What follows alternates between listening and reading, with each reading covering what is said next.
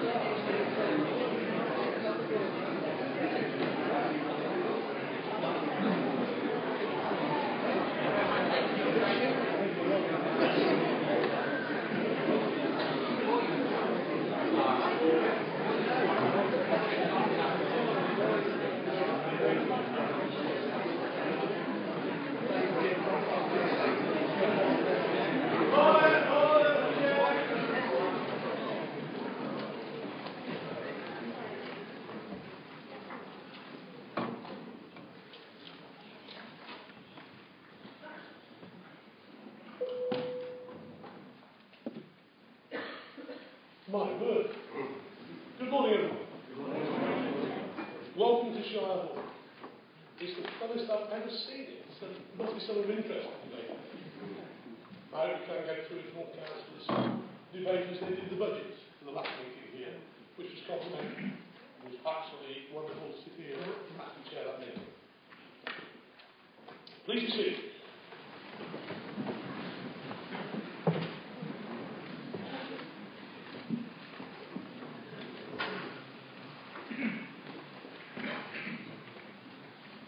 One announcement before we go any further. Unfortunately, we've got a technical fault with the division lobby where we normally ring a buzzer before a vote is taken. Somebody thinks it's the buzzer. So we can't actually ring it. So if you're going to listen to the debate with part of that, I don't know which way the vote is going, please make sure you're back here for that excellence. Secondly, I must tell you about the fire evacuation. There is no planned fire drill today. If the alarm sounds, please follow the fire exit signs. There is an exit at the back in the public gallery. That will take you outside to the front of Shire Hall. Everyone else should be aware and follow the normal exit signs. In other words, follow me. I think I'll be the one with the first one down. Secondly, other than the filming which is taking place by the registered gentlemen, then no other filming is to take place in this council chamber today. And I'll make that quite clear. If we find anybody filming, then we ask to leave the chambers. Okay? Please note that the actual meeting is being filmed for webcasting. If there is any member of the public who does not wish to record it, please let me know. We'll make sure that you will not be on that.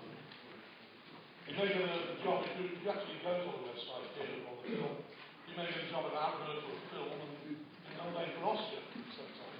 So we have one or two councillors who go that today.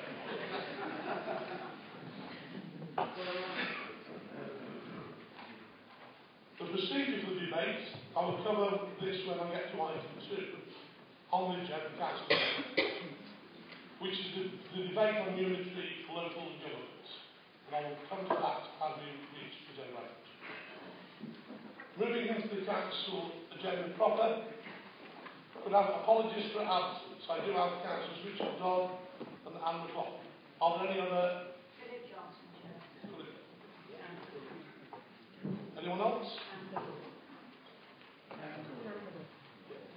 Mr. Chairman, I'm hospitalised this afternoon, so I shall stay for the morning sessions, but not this afternoon. Commissioner, anybody else? That covers all absences. Members' disclosure of pecuniary or non-pecuniary interests. Are there any?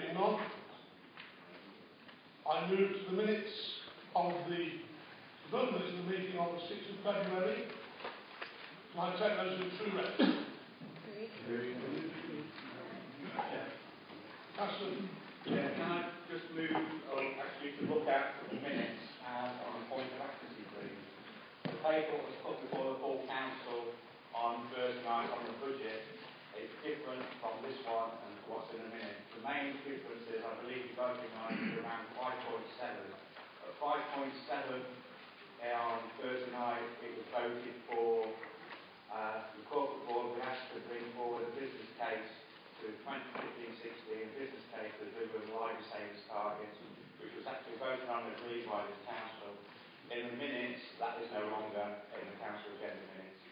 Yes, we will amend those minutes. I have those in front of me, actually confirming those errors, and they will be corrected. So, do I have a proposal of the minutes of correct record? Thank you. Seconder? All those in favour? Thank you very much. And once again, can I thank you for the way that you conducted that budgetary meeting, which is the biggest, the largest one since the council began in under 25 years. So, well done.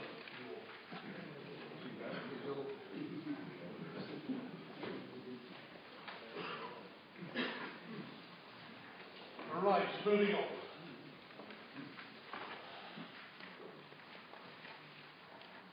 First of all, I'll stand for this. Could we welcome back John Atherton after his sadness within his own personal family life? John, we felt for you at that time of sadness, and our hearts went out for you. And John has asked me to tell you, or to say to you, thank you so much for the support and letters and cards that you received from council members and officers and staff on that time of sadness. And we welcome you back. I now have to announce, once again, the death of a former county councillor, Lionel Franklin. With sadness that I announced the death of a former councillor who died on the 31st of January. Lionel Franklin served on the county council between 1997 and 2001 and served on the education committee. Lionel was very well known in Rugby, but he had served on the Borough Council since 1979. I've been mayor in 2004, 2005. He was made honorary freeman of the borough in 1997. Councillors, ladies and gentlemen, will you pay respects for one of them? Please let us know.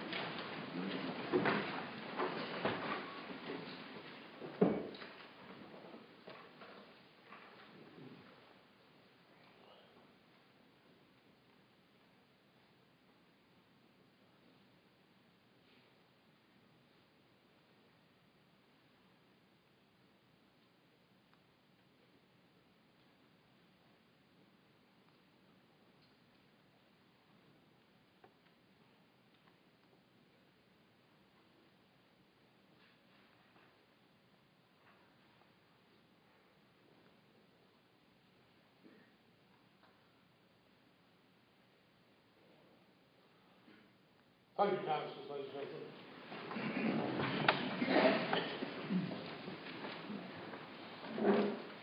Another announcement I've got to make, with the adverse weather conditions we've had throughout the country, we are simply goes to those people which was very severely affected by the flood situation. I'm very pleased to say, the information I have, there was only one property in the whole of Warwickshire which actually flooded, and that was in Kew. And that's thanks to a lot of good work done by the local councils, the county councils, the emergency services, and such like. So it's good news that Warwickshire has escaped the worst of it, but through good planning and I believe it was towards Kingsbury Line, your area property. I can think of two houses that do flood. Yes. Right, I'm sure you'll take the country round for you and have the mail rest out. Right. My other announcement is, of course, the fire in Leamington. On Thursday the 20th of February, Warwickshire Fire Rescue Service was called to a fire in a flat within the converted Edwardian Hotel, previously known as Blackdown Hall, or otherwise Blackdown Manor, as you used to know it. incident, a total of 9 fire appliances were in attendance with over 50 firefighters involved. One firefighter was taken to hospital as a precaution after being struck by a falling roof slate, but was later discharged with minor soft tissue injuries, which was sadly we'd been injured, but good news otherwise. There was no other injuries. This was a difficult and protracted incident due to the severity of the fire, and the firefighters remained on the scene for just over 24 hours until 16:30 the following day. I'm sure the council will join with me in thanks to the firefighters who worked extremely hard in the arduous conditions, and they should be commended for their actions. On the same day, about the same time, 4 other major incidents took place within Warwickshire, and all were dealt with in the same courageous manner. So, on behalf of the County Council, Chief Fire Officer, thank you. And we pass that thanks on to your staff. Will do, thank you. Thank you. My final announcement is the Chairman's Open Evening, which you're all invited to come to here at Shire Hall on Saturday the 12th of April. 6:30 till 8:30 when you have a tour of the chambers, council chambers, and the old Shire Hall, which involves the courts, the old courts which are no longer operating, and the cells below, which are quite frightening, and the judge's house, of course. So if you'd like to come and have a visit to Shire Hall, on my invitation, please feel free to do so. That's on the 12th of April. I look forward to seeing all that of you. That finishes my announcements. We move now to, I'll announce it, and we'll move to the public interest debate. Unitary local government in Warwickshire. Procedure of this will be like this section. I'm allowing up to lunchtime, 1 p.m, for this debate. Each speaker, whether a county councillor, invitee or member of the public, will be allowed up to 5 minutes for the contribution they wish to make, and can speak only once. I'm going to allow the first hour of the debate for councillors, which will take us up to around 11 p.m. I will then allow an hour for the public speakers, 11 a.m. to 12, before returning to the councillors for the final hour, 12 to 1.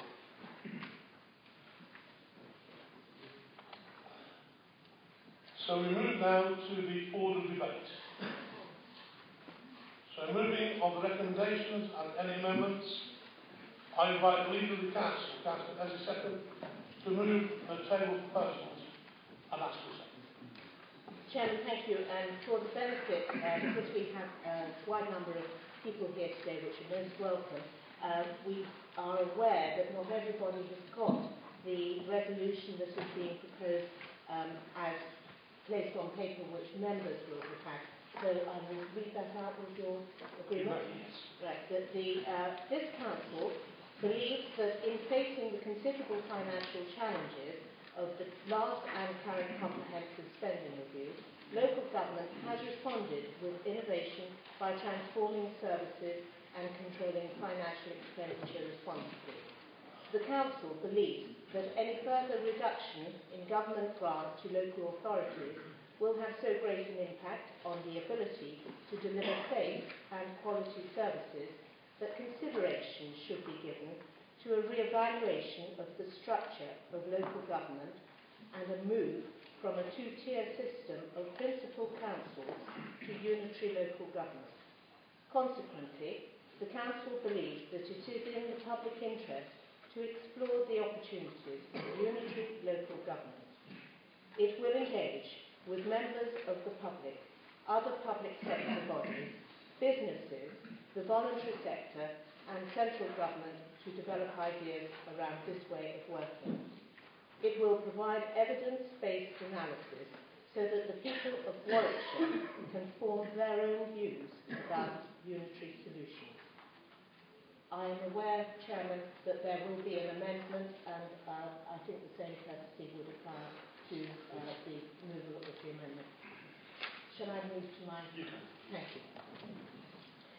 In the last few years, local government has faced a period of unprecedented change.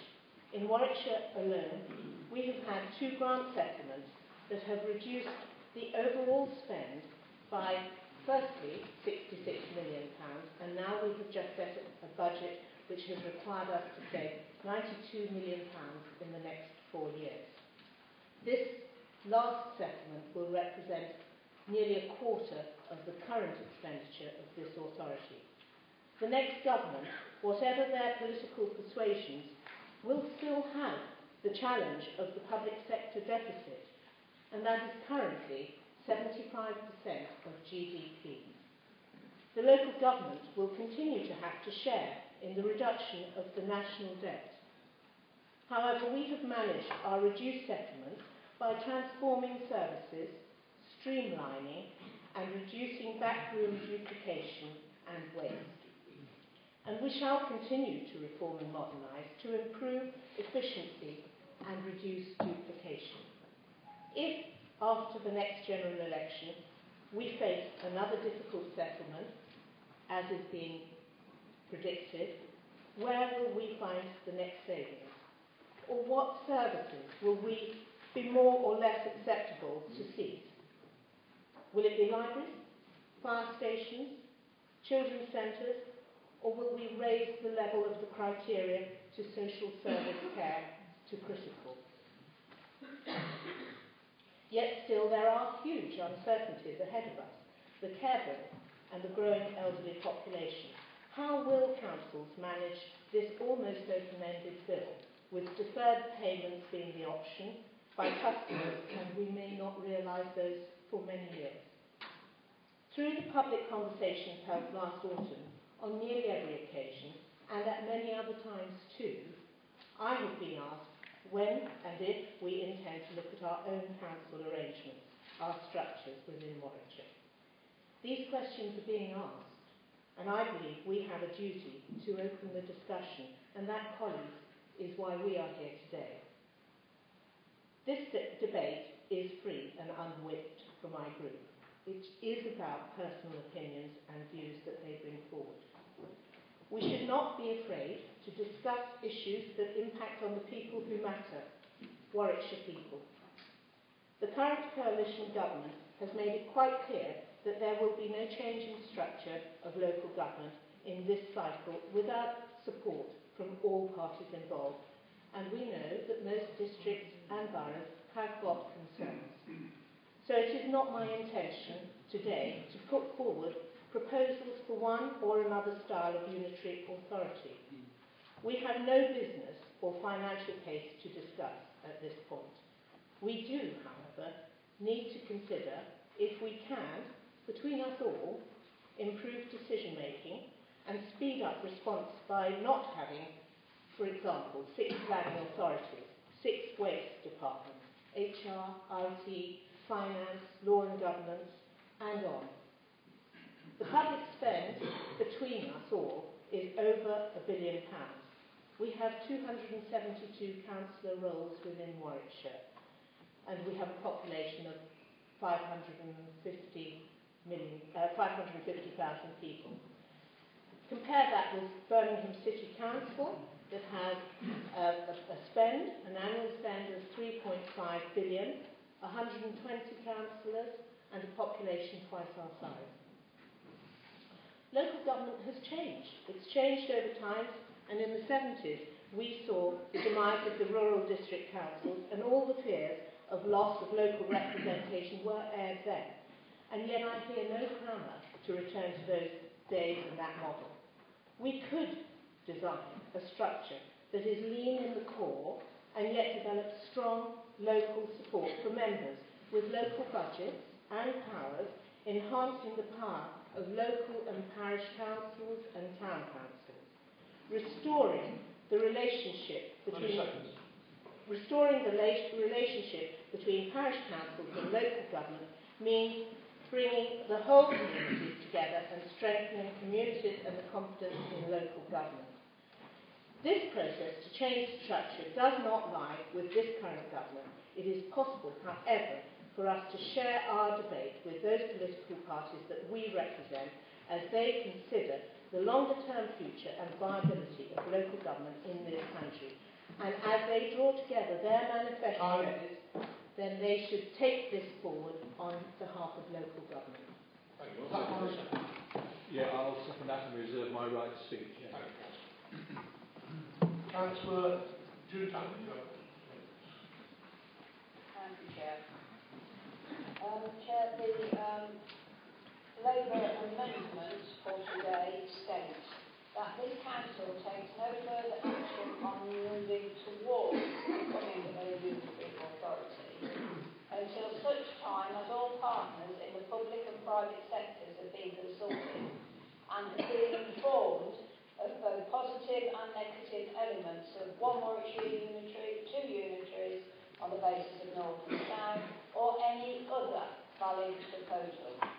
At the point when all partners show they are in full agreement, then this council will decide if it wishes to commit more resources prior to any legislation being put into place. And I will speak to the document, Chairman.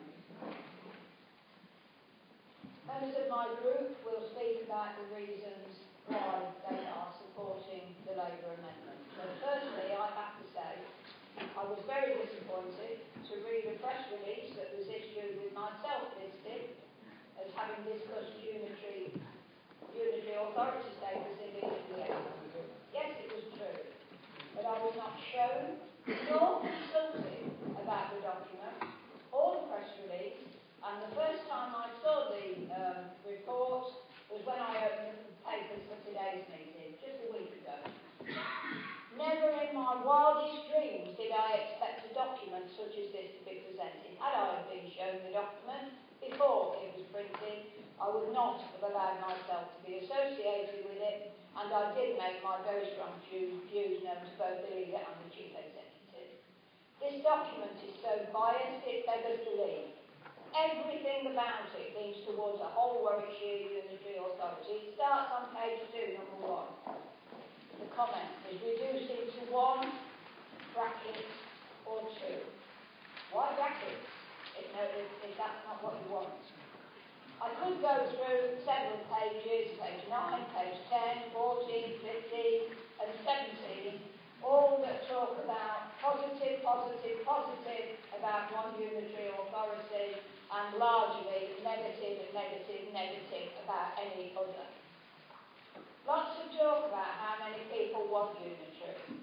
But within the county's own figures on the Let's Talk programme, out of 108 people, not a lot really when you consider the size of Warwickshire, but only 14 commented on closer working with the public sector / consider a unitary authority. Just 13%. Not many of those either, is there? Let us move again then, Chair, to page 3. It is hoped the report will aid positive discussion between the county districts and boroughs. Doesn't seem to be much hope of that when the leaders or the deputy leaders of Warwick, Rugby, Nuneaton and Bedford, and North Warwickshire, a mix of Conservative and Labour councillors, have issued statements opposing any proposal. It is obvious all the this report has done is cause untold consternation and controversy. The savings proposal states that the subsequent reduction in council tax in a single, note again, I said single, unitary would be around £30 a year in banding. A lot of money to some people, but it's not a lot really in these days of food banks, is it? We don't have to go down this route at this stage. And despite what has been said yet again there has been no proper consultation, just speculation and comments about people talking to us about it. I would like to see the evidence of those discussions, but we don't have any. Well, I can tell you that no one in my neck of the woods has spoken to me about it. Another comment on page 3, the paragraph headed, "Why look at this now?" final sentence in the first paragraph states, and I quote, "The current coalition government is not actively inviting submissions within this term of Parliament. This could, and I emphasise could, not will, change beyond 2015 and does not preclude proposals generated locally being put forward to government." I don't know how many people in this chamber are aware that unless there is legislation appertaining to unit status, then if only one of the Warwickshire local authorities object to a proposal, then it will fall. This is why we are moving our amendment, because why do all the administrative work now, before the consultation has been carried out, and before you know if the legislation is forthcoming? Without their legislation, I fully expect, bearing in mind the current opposition, that there will be no agreement across the county council for unitary status. If legislation becomes apparent, then it's time to move forward. Moving to the Conservative resolution, fine words, I think, to appease the Conservative opposers to the proposal. But I do have to say, Chair, we are of the view that now is the right time. It is pretty obvious that unless legislation is put into place, from what we've heard in the last 2 weeks, that there will be so much opposition to it that it's going to fall anyway. Thank you. Dead on time. Well done, Councillor. Does the amendment 5 a second? I second that, Chair, and would like to reserve my right to reply. Thank you, Councillor.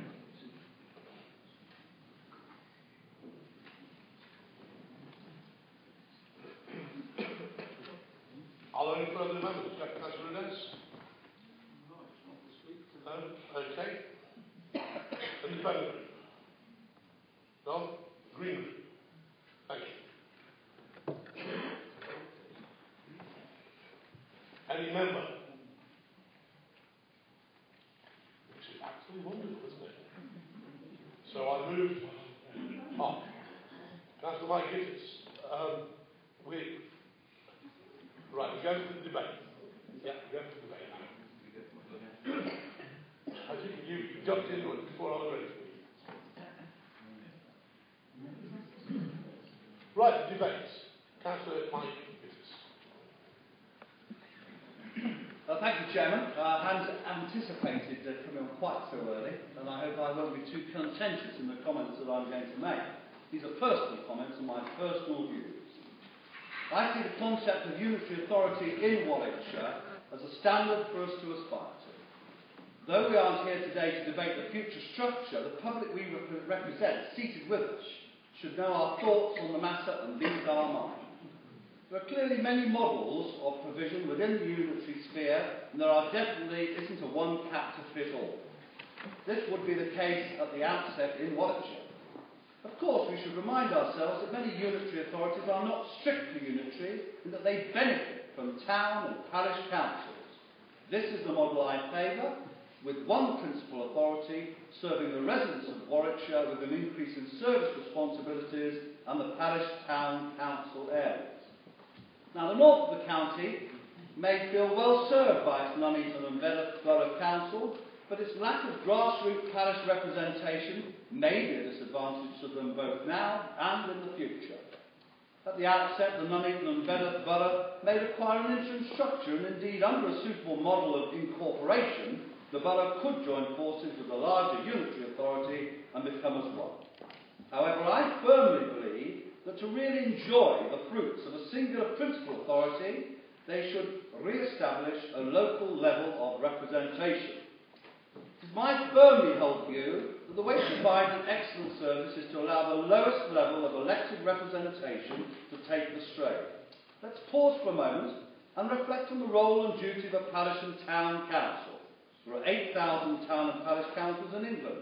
A parish or town council is an elected local authority of local government which is closest to the people. Parish councillors have an active interest and concern for their local community, and they represent local people and work in partnership with them. They provide many local services and community services from graveyards to sports pavilions. They are often best placed for involving their local communities in how money is spent. This has been my constant mantra since being elected 5 years ago. I've often been heard to say, give me £100 to spend locally and I will provide you with £500 worth of work undertaken by a local person, working locally and with the local accountability. I would say no more about parishes and town councils other than that they provide a fine degree of grassroots democratically elected representation. What I also know is that most residents have absolutely no idea which authority provides what service. In my town, the chief executive of Ulster, our clerk, is thought to provide every community service personally. The residents are interested in a quality service at a price they can afford. And frankly, how that service is provided is of little concern to them. We have a great opportunity to identify additional savings in the organisational structure of our businesses. And make no bones about it, in this day and into the future we are a not-for-profit company providing services that our customers pay for. Any surplus we make must be reinvested into our community. I would see a seamless transition of the amalgamation and the realignment of the county and district councils to a unitary status in areas served by parish and town councils. There are tough times ahead, but by pulling together, we can arrive at a better place, and I should like the work towards a unitary authority to progress swiftly. Thank you, Chairman. Thank you very much. Councillor Hicks. Thank you, Chair. I am obliged to Councillor Gittes for bringing up the whole issue of democratic representation within the proposals in this paper. I would particularly draw to his attention the item under bullet point 4 on page 2, reducing the number of elected councillors in Warwickshire from 240 at present to less than 100 under a unitary system. As a step forward in terms of democratic representation, I have my doubts as to whether those numbers really stack up.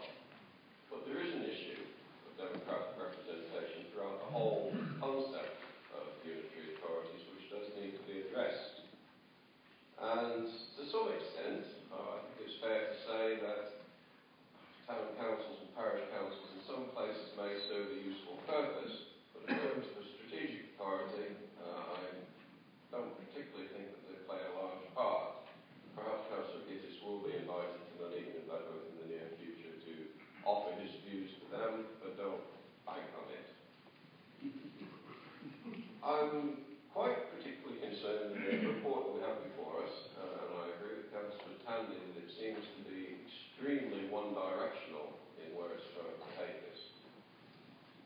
But of all the points that are made in the report, which came as the biggest shock to me, was under bullet point number 11, where it said that the result of all this for a band D property in this county would be a reduction of £30 per annum. If you're looking at a reduction of your councillors from 240 to less than 100, that is one hell of a price to be paying for that loss of democratic accountability. The democratic deficit I find in these proposals are particularly worrying. Why are they worrying? Why does it matter? Well, for most of the last quarter of a century, this county council has had no overall control. After 100 years of constant Conservative rule, that has finally changed. And in the meantime, there's been a fluctuation of administrations, with one notable exception. I came on this authority in 2005, there was no overall control. I was also here for the 2009 to 2013 administration, where one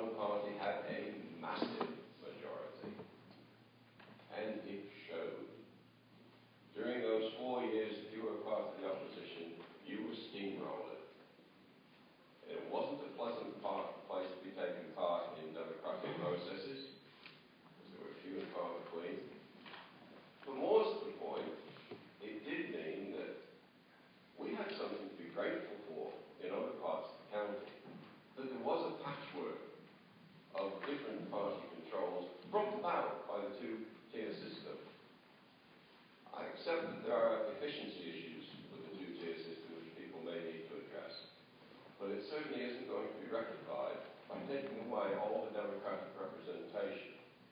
And I have to say, just from experience, no more than that, what happened here between 2009 and 2013 is not something that I would wish on the whole county, throughout local government. We were very grateful at the time that there were some, at least some alternatives around the county as a result of the two-tier system. And I don't think that should be given up lightly, certainly not for 30 quid a year. Thank you, Councillor Hicks. Councillor Hicks. Thank you, Mr. Chairman. I'd say that as a county councillor for some years, this debate has circled around this county council for as long as I can remember. Either by rumour, or words in local media, or within the council chamber or committees elsewhere. And that being the case, change is always difficult. But change is always there on the agenda. And I think all of us, any political party, would recognise that whoever gets in May next year, after the general election, local government will get kicked in the backside again. We'll have finances taken out of it. And it was that starting point really for me that made me start to look at the report here.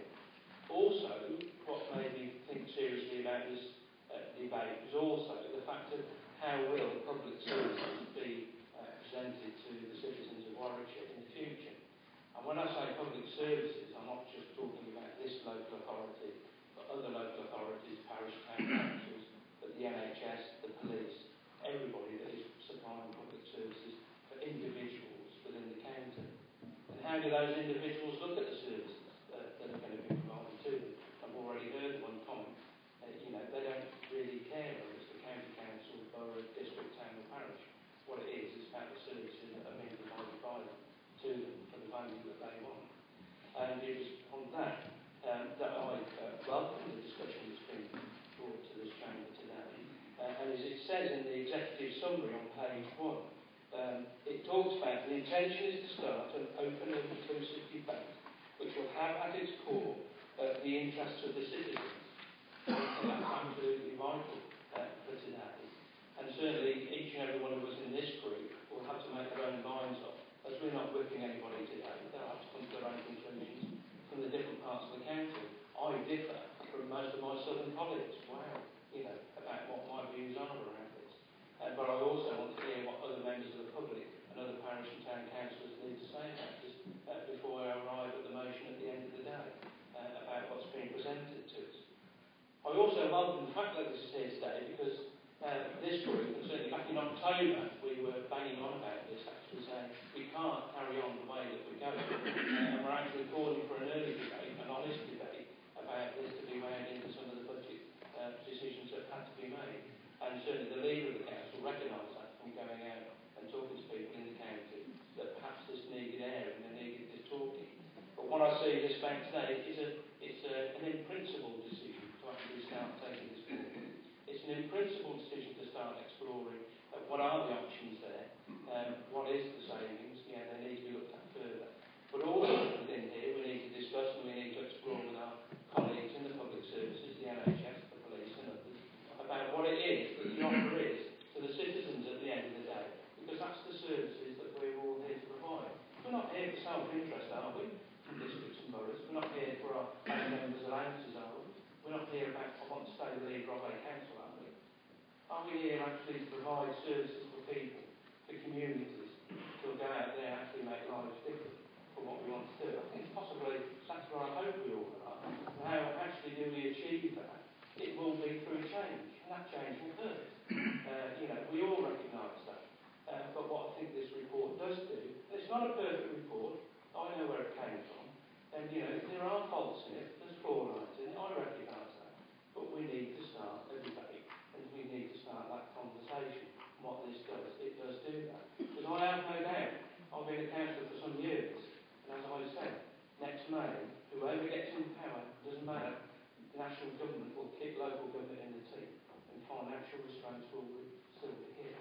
And what it is what's the value we bring to citizens. Thank you, Councillor.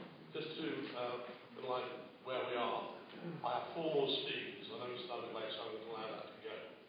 But I must keep the time. So any councillor now which wishes to speak, I ask them to go for the second part, which is from 12 o'clock onwards. That's okay? That's clearly something right there. Yes, So wait for that time. Right, I'm going to call on now Councillor Morris Jones. Thank you, Chairman. It's well understood that this debate has been convened as an exploratory discussion and not a decision-making process. It further seems likely that the final decision will be and should be the subject of a referendum. Now, this is probably the most momentous subject we have ever discussed, as it would result in a radical transformation of a proven system of local government established long before any of us were born. We and those charged with making this controversial decision must seek a balance between our instinctive inclination to preserve a cherished tradition and our duty to modernise and economise. In much the same manner as commerce and industry has been compelled by competition and external pressures to revolutionise their entire modes of operation. We've had a somewhat brief opportunity to study statistics which illustrate the manifold opportunities for decreasing costs and increasing efficiency, all of which should serve to reduce the tax burden on the population. Figures indicate an estimated decrease of about £30 a year on average council tax, which seems to be a somewhat small benefit to be gained from the seismic reorganisation which would be involved. It's worth reflecting that no similar estimate seems to have been applied to the disproportionately large contribution from business friends. Neither is it known whether commerce and industry will be included in a referendum, because businesses have long been excluded from the electoral rolls. A vivid reminder of this is a small parish which I represent on the fringe of Rugby, which has only half a dozen electors, yet scores of large factories, all taxed without representation. And I think perhaps we should purify this political anomaly before considering unitary administration. I understand that the FSB are present here today, and I hope they agree with that point. One very challenging aspect to the proposal would be the reshaping of the vast property estate, in which grand buildings such as Nuneaton Town Hall might have to seek some form of after use. All of this will require much constructive discussion. A feature of particular concern to elected members is the certainty of the prevailing number of council positions being reduced by more than a half, with the continuing members inheriting a range of responsibilities amounting to double their existing workload. A probable consequence of this might lead to council duties becoming more of a full-time vocation. In this regard, we should be sensitive to public attitudes towards this trend, as was vividly illustrated when Wiltshire, classed as our best practice role model, converted to unitary status, the surviving councillors attracted much criticism and a huge petition for misunderstanding public feelings on this sensitive aspect. In conclusion, Chairman, I feel we should encourage every endeavour towards modernisation, improved efficiency, cost savings and essential reorganisation, all directed to the greater benefit of those who we represent. I feel sure that today's contributions will fortify this objective. Thank you. Thank you, Councillor. Moving to Councillor Colin Hay. Thank you, Chair. And it's important to try and distinguish between what's actually important to us and what might be important to the public. Most of us have been councillors for a long time, some a great deal of time. Some of us have been mayors, chairmen, council leaders, ex-council leaders, and whatever else. We've got strong affections to the authority or authorities that we represent. There's a sense of camaraderie within our groups, even between groups at times. We feel loyalty to our councils, and we feel a justifiable pride in what our officers and we have achieved for our public. However, how important are we to our residents? I think in Warwick quite disappointed. I wonder how many of our residents would actually name who their councillor is. How many times have you stood on the doorstep and said, no, I'm canvassing for me for whatever election it is, and please go and vote for me? And they say, but I thought so-and-so was your councillor. Ah, no, but they're your district councillor or your parish councillor. Oh, so what do you do? What do you do? And time again, you would explain.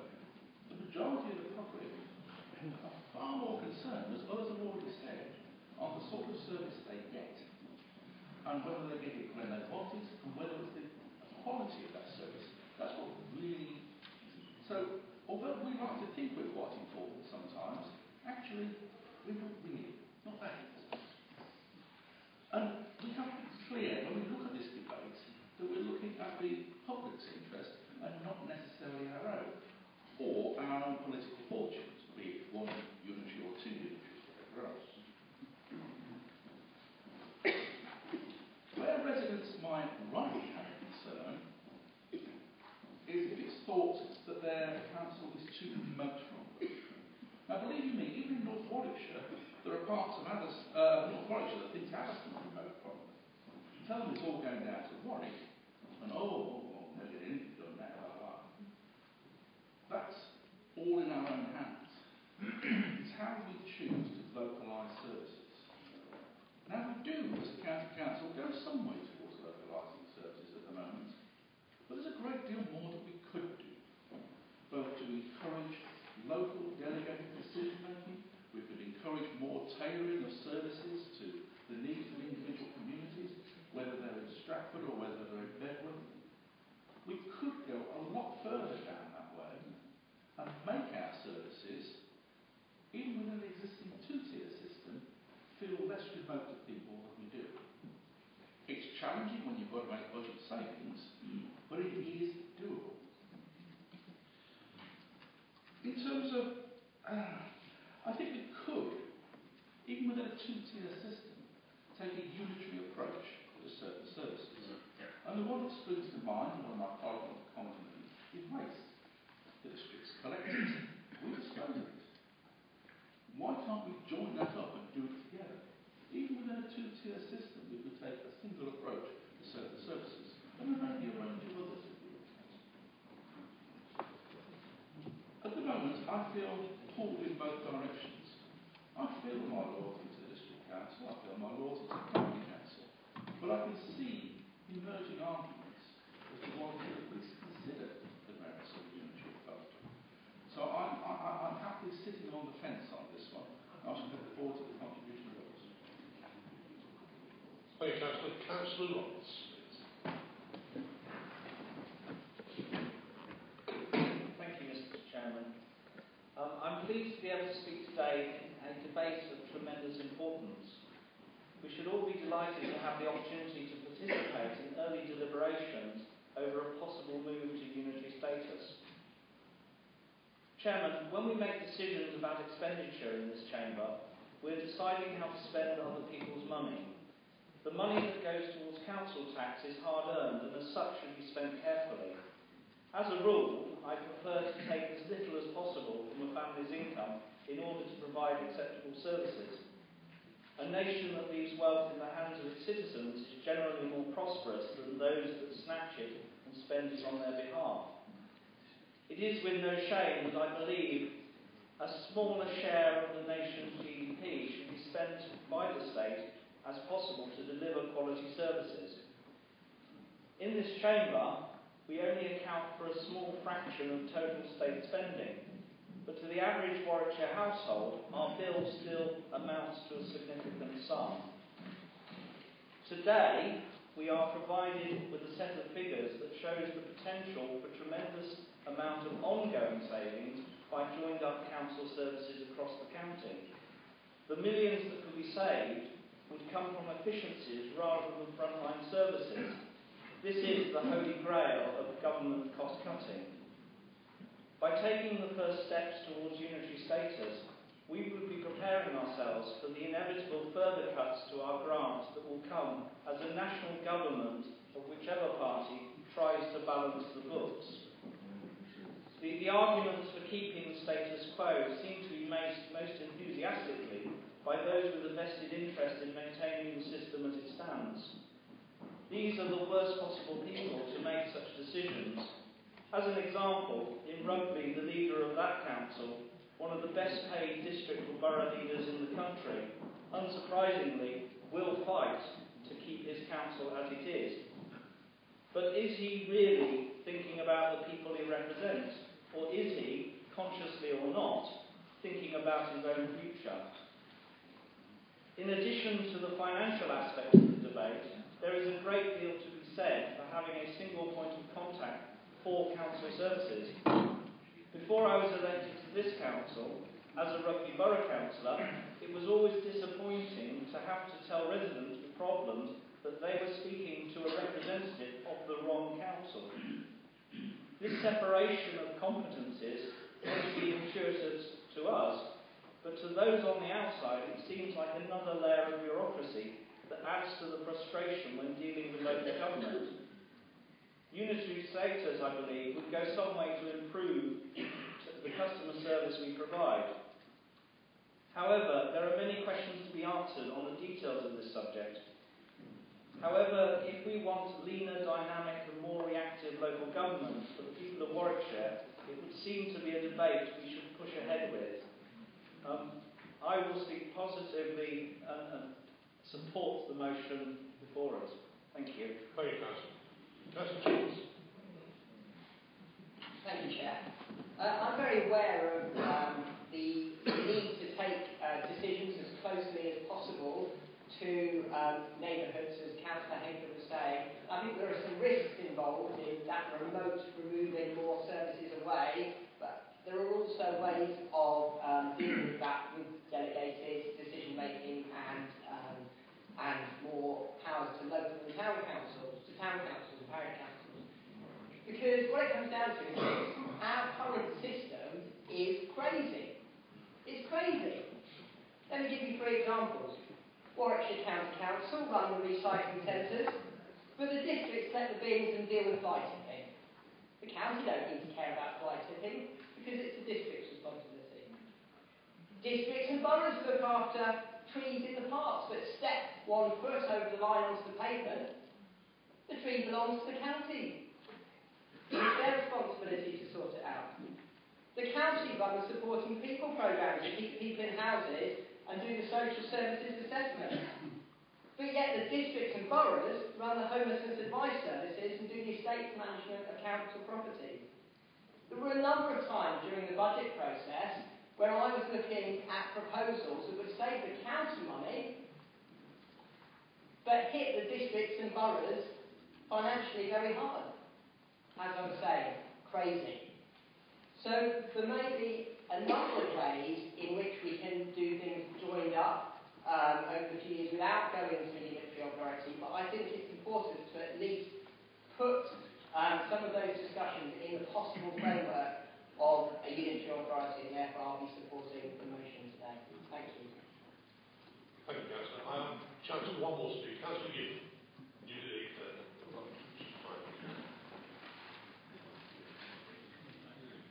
Thank you, Chair. I saw that the leader of Warwick District Council said that there weren't going to be any Warwick District Councillors present.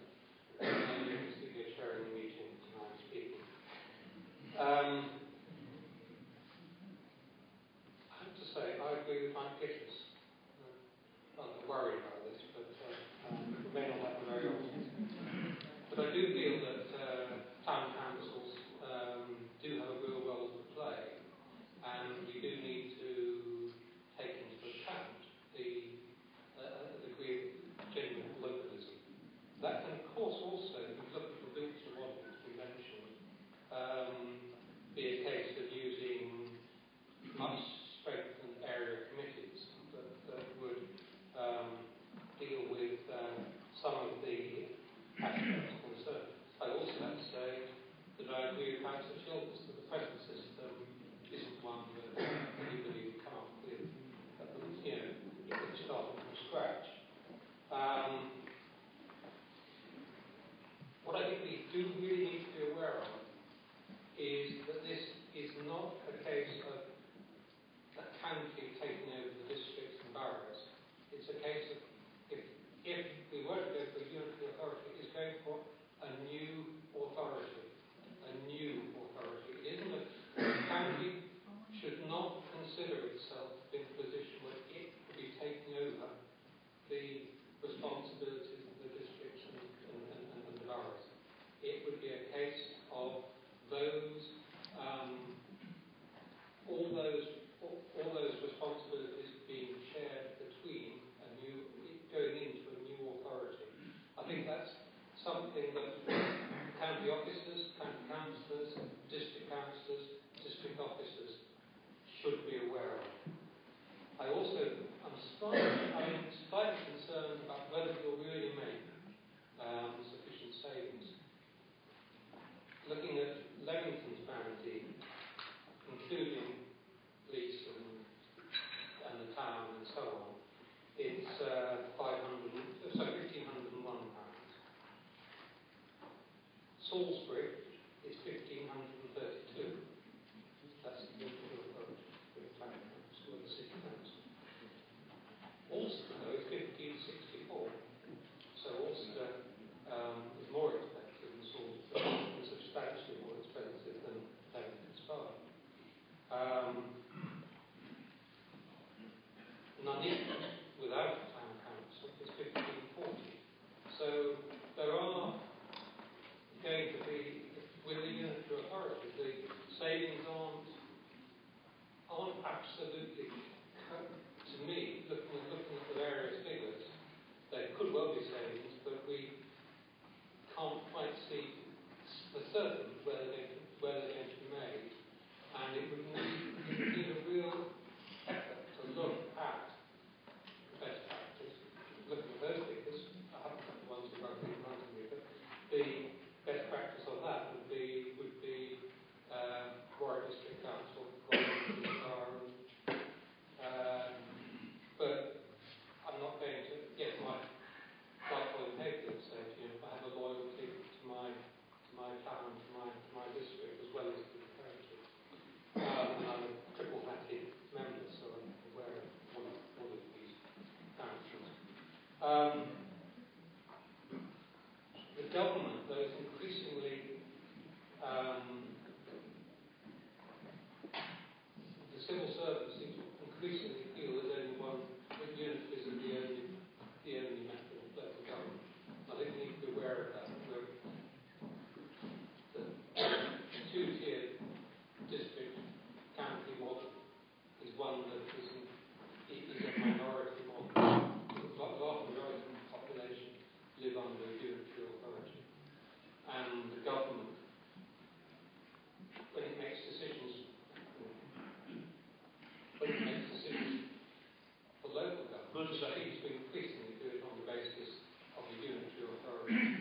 And one example of that is when it comes to looking at the infrastructure levy, that would go to the districts, yet in fact it would be the county that really needs to. Thank you, Councillor. That concludes the first part of the Councillors' debate.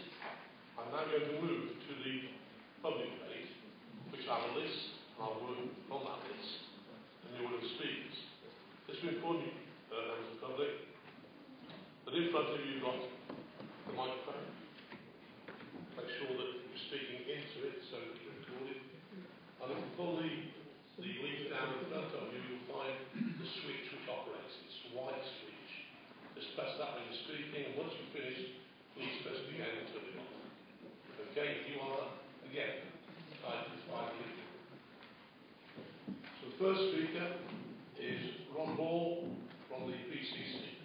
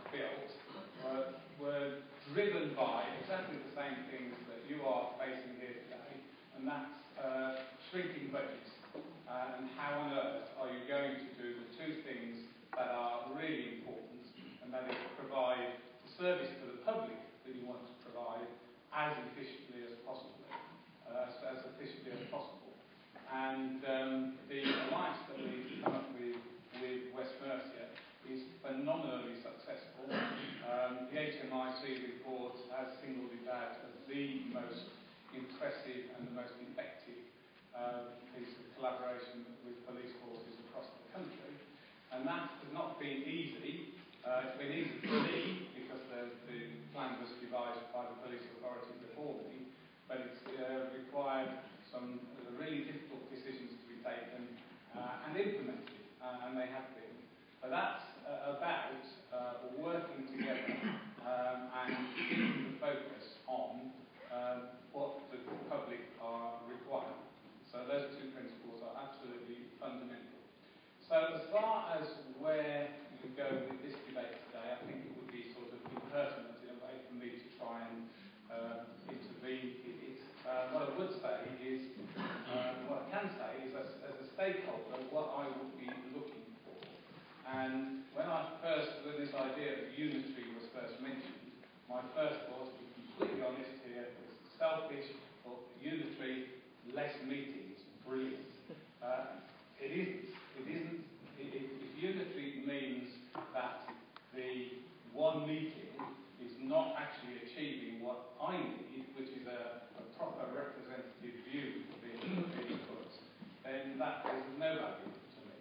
So whichever way this debate goes, and whatever you come up with, just speaking with my PCC hat on, what I'm looking for is some engagement that is relevant, that actually accurately represents the over 500,000 people out there in Warwickshire. One of the delights for me from this job has been the really good relationships that we've had in the last 15, 16 months or so across the county with all representatives. So that would be brilliant if that's where we ended up with this debate. So I'll leave you to make the decisions that you will make. But certainly as far as our alliance with West Mercia is concerned, it's been fantastically successful. There are some lessons from that. And despite me moaning about how many meetings I have, everyone wants to come and talk to us about that, and any lessons from that, the door is open. We'd be more than welcome to share those. Thank you very much for your next speaker is Robin Verso, Chair of the Probationers. Thank you. Robin, would you like to come down and get your road? Sorry, you should be guided to. For the road right there.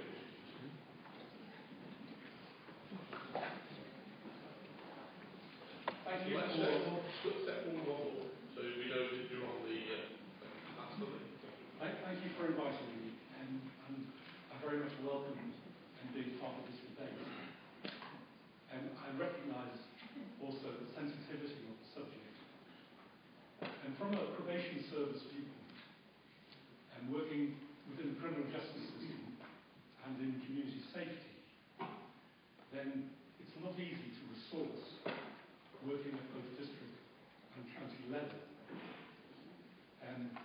And in that respect, just from a narrow probation service viewpoint, working with the county as a unitary authority would be the easiest thing to do, but that's not the only consideration.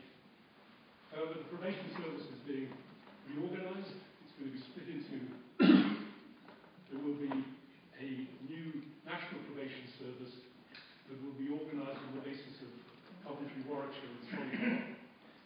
And there will be a community rehabilitation company that will eventually be privatised that will be working on the basis of Warwickshire and West Mercia. So it will be even more difficult, I think, for the new probation services to work at both county and district levels, given that they will be covering significantly wider areas with a lot more district councils involved.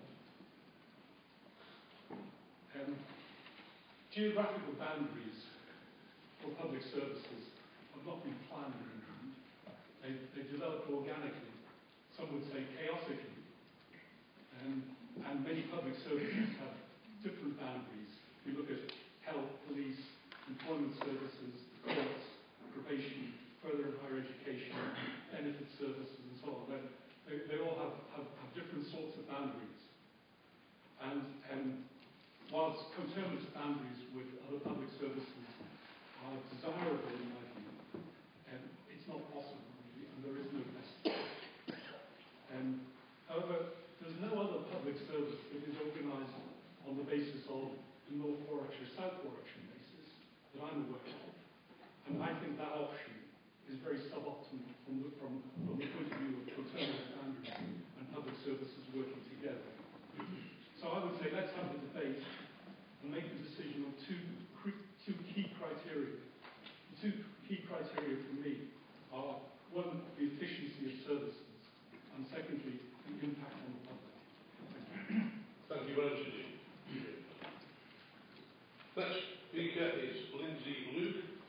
Federation of Small Businesses. Morning, thank you again for the invitation to be here today. I'm here representing the Federation of Small Businesses, and we have just over 2,500 members across Warwickshire.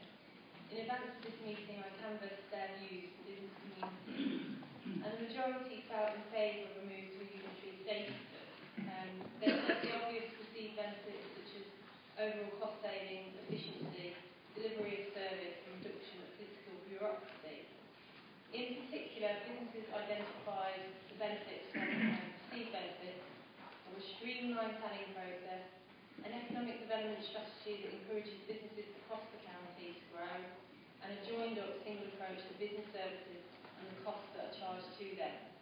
However, like Philip, many did question what guaranteed savings would be passed on to them as businesses, and not just considering the needs of residents.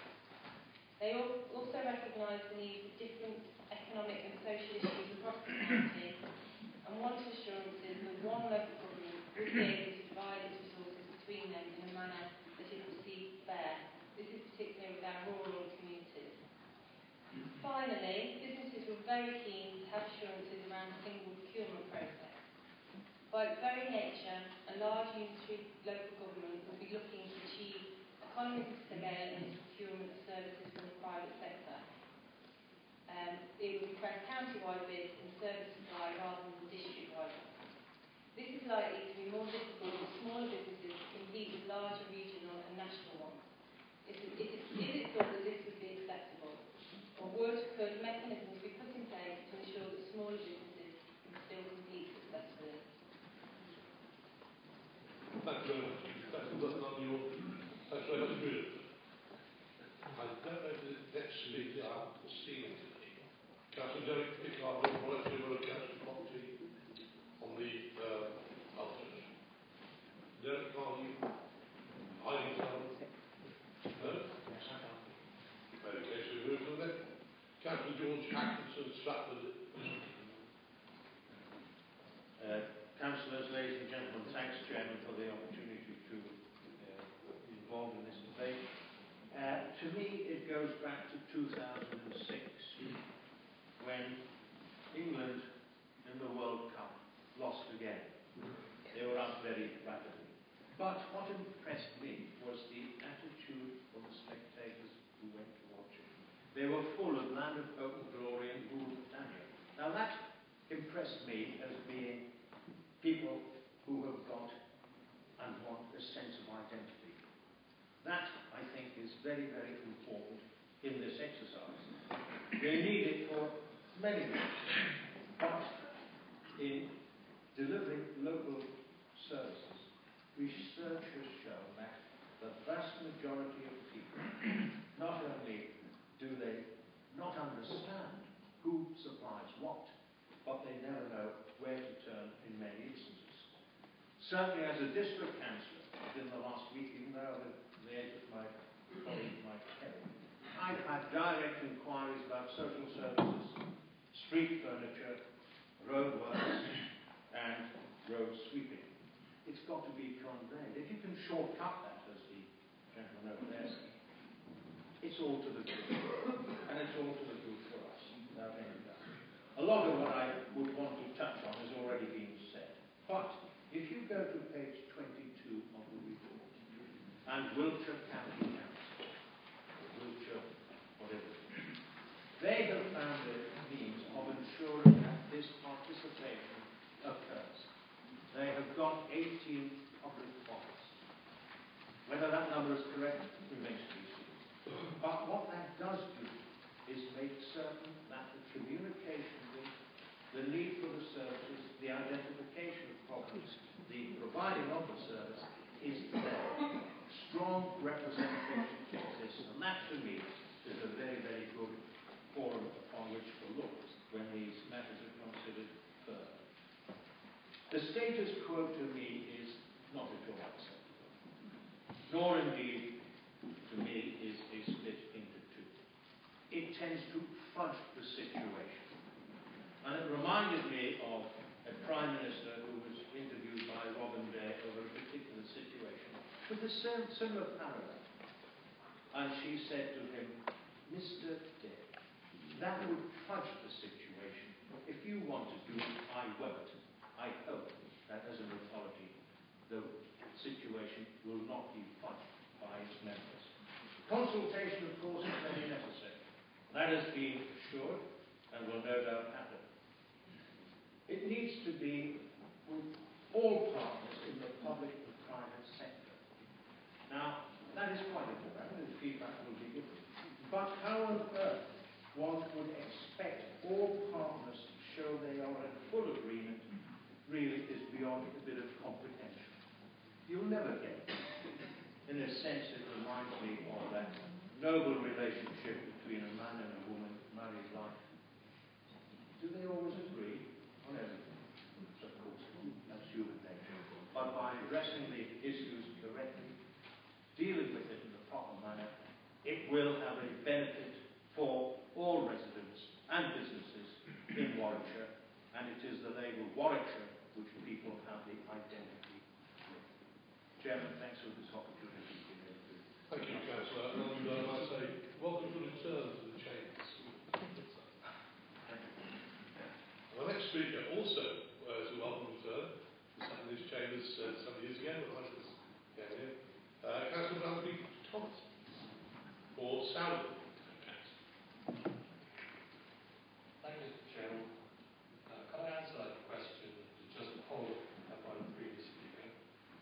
Of course we always agree, I know my place. As often in a parish council or a town council, you're expected to agree because you know your place. You are below the two principal authorities. I hope that we can come to an agreement that the town and parish councils are important elements in local government and need some careful consideration. But I have to start by saying that at Southern Town Council we fully appreciate the very difficult financial position Warwickshire finds itself at the moment is not of Warwickshire's making. It hasn't been over the years, but they find themselves in a very difficult position. And at the moment we think that requires the authority to think of all the possible solutions to the problems that it faces now and in the future. We have to think about the prevention or improvement of services to all of the people in Warwickshire, to the very young, to the very old. And I think this debate today initiates a discussion which will affect the lives of most of us in Warwickshire. Not all of us, but most. Over the past few years, in response to reports from our County Councillor John Appleton on budgetary decisions and likely effect on local services, town councils have on a number of occasions asked him if there was any move to make Warwickshire a unitary authority. Until now, his response has had to be no. Now that this reform has been initiated, and notwithstanding what Mrs. Tandy has said earlier on, after discussions with the leaders of the three main political parties, I suppose, we at Southern Town Council look forward to the debate and appreciate this opportunity to contribute. But we don't believe that all the problems with the present system are financial. Most of our residents, as has been said earlier, are not really interested in who is going to deliver something and how it will be done by different councils. They want quality services, and they want the council to be aware of what they think of their services, and they do not want cuts in what they see to be very, very precious services. This lack of communication back and forth is something which has, I think, affected all councils right across the country. But they also get very angry when they have to work out which council they should contact when they have a worrying problem. Residents in Southern, of course, have a choice of 3 councils, and it's a bit puzzling to them. 2 weeks ago, a disabled resident asked me who she should contact to get help with her problem.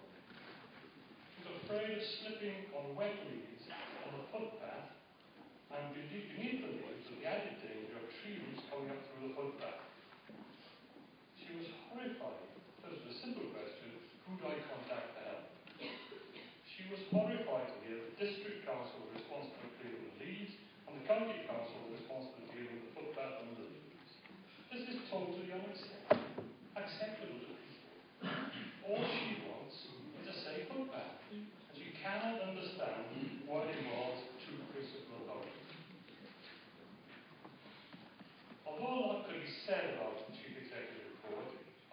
restrain myself on that. I think a lot of debate will go on about the detail of the report this morning and at later points. I want to return to my earlier point when I repeated question to Councillor Appleton on unitary government in Warwickshire. The last time he was asked was in June 2013, following the publication in the May 28th Guardian of a lengthy interview with James Scott, the leader of Wiltshire County Council, by Peter Hellerington. Many of you will have read it. It's well worth reading alongside your report. It carries the main headline: the cuts have been manageable, the local authority's unitary status has allowed us to maintain frontline services. It includes statements such as we have maintained every frontline service, not closed the library, and even expanded them.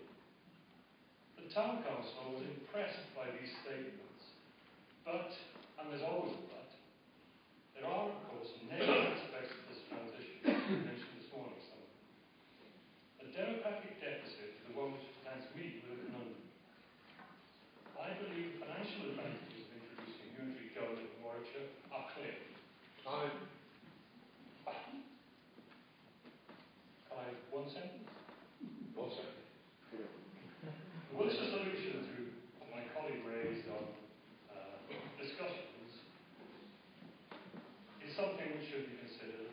But I believe there could be a Warwickshire solution involving the creation of more local councils or community groups that would satisfy most people if we could bring more community empowerment at a local level. But this debate, I think, also should take place outside this chamber. Thank you very much. Thank you very much. Councillor David Wisdom from Newton Regis, second term and no answer. Are you here? Sorry, Chairman. Right, so you there? There seems to be a mistake that I did not put my name down. You didn't? No.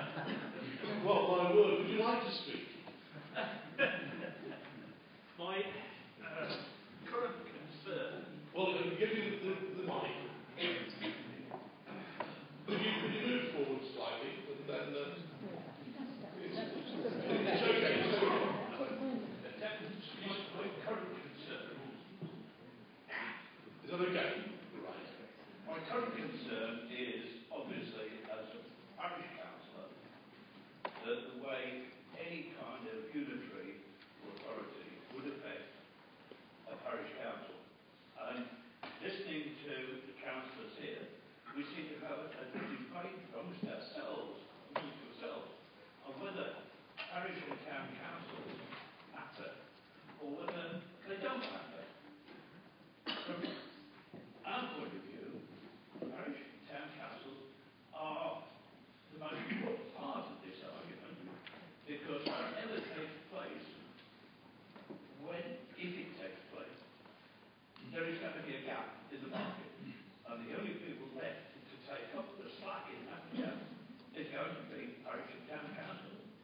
So somewhere along the line, we have to have the recognition that we've always deserved. That will do me. Thank you very much, Chairman. Thank you very much.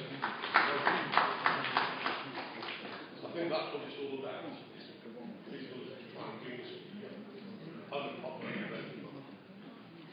As I see it.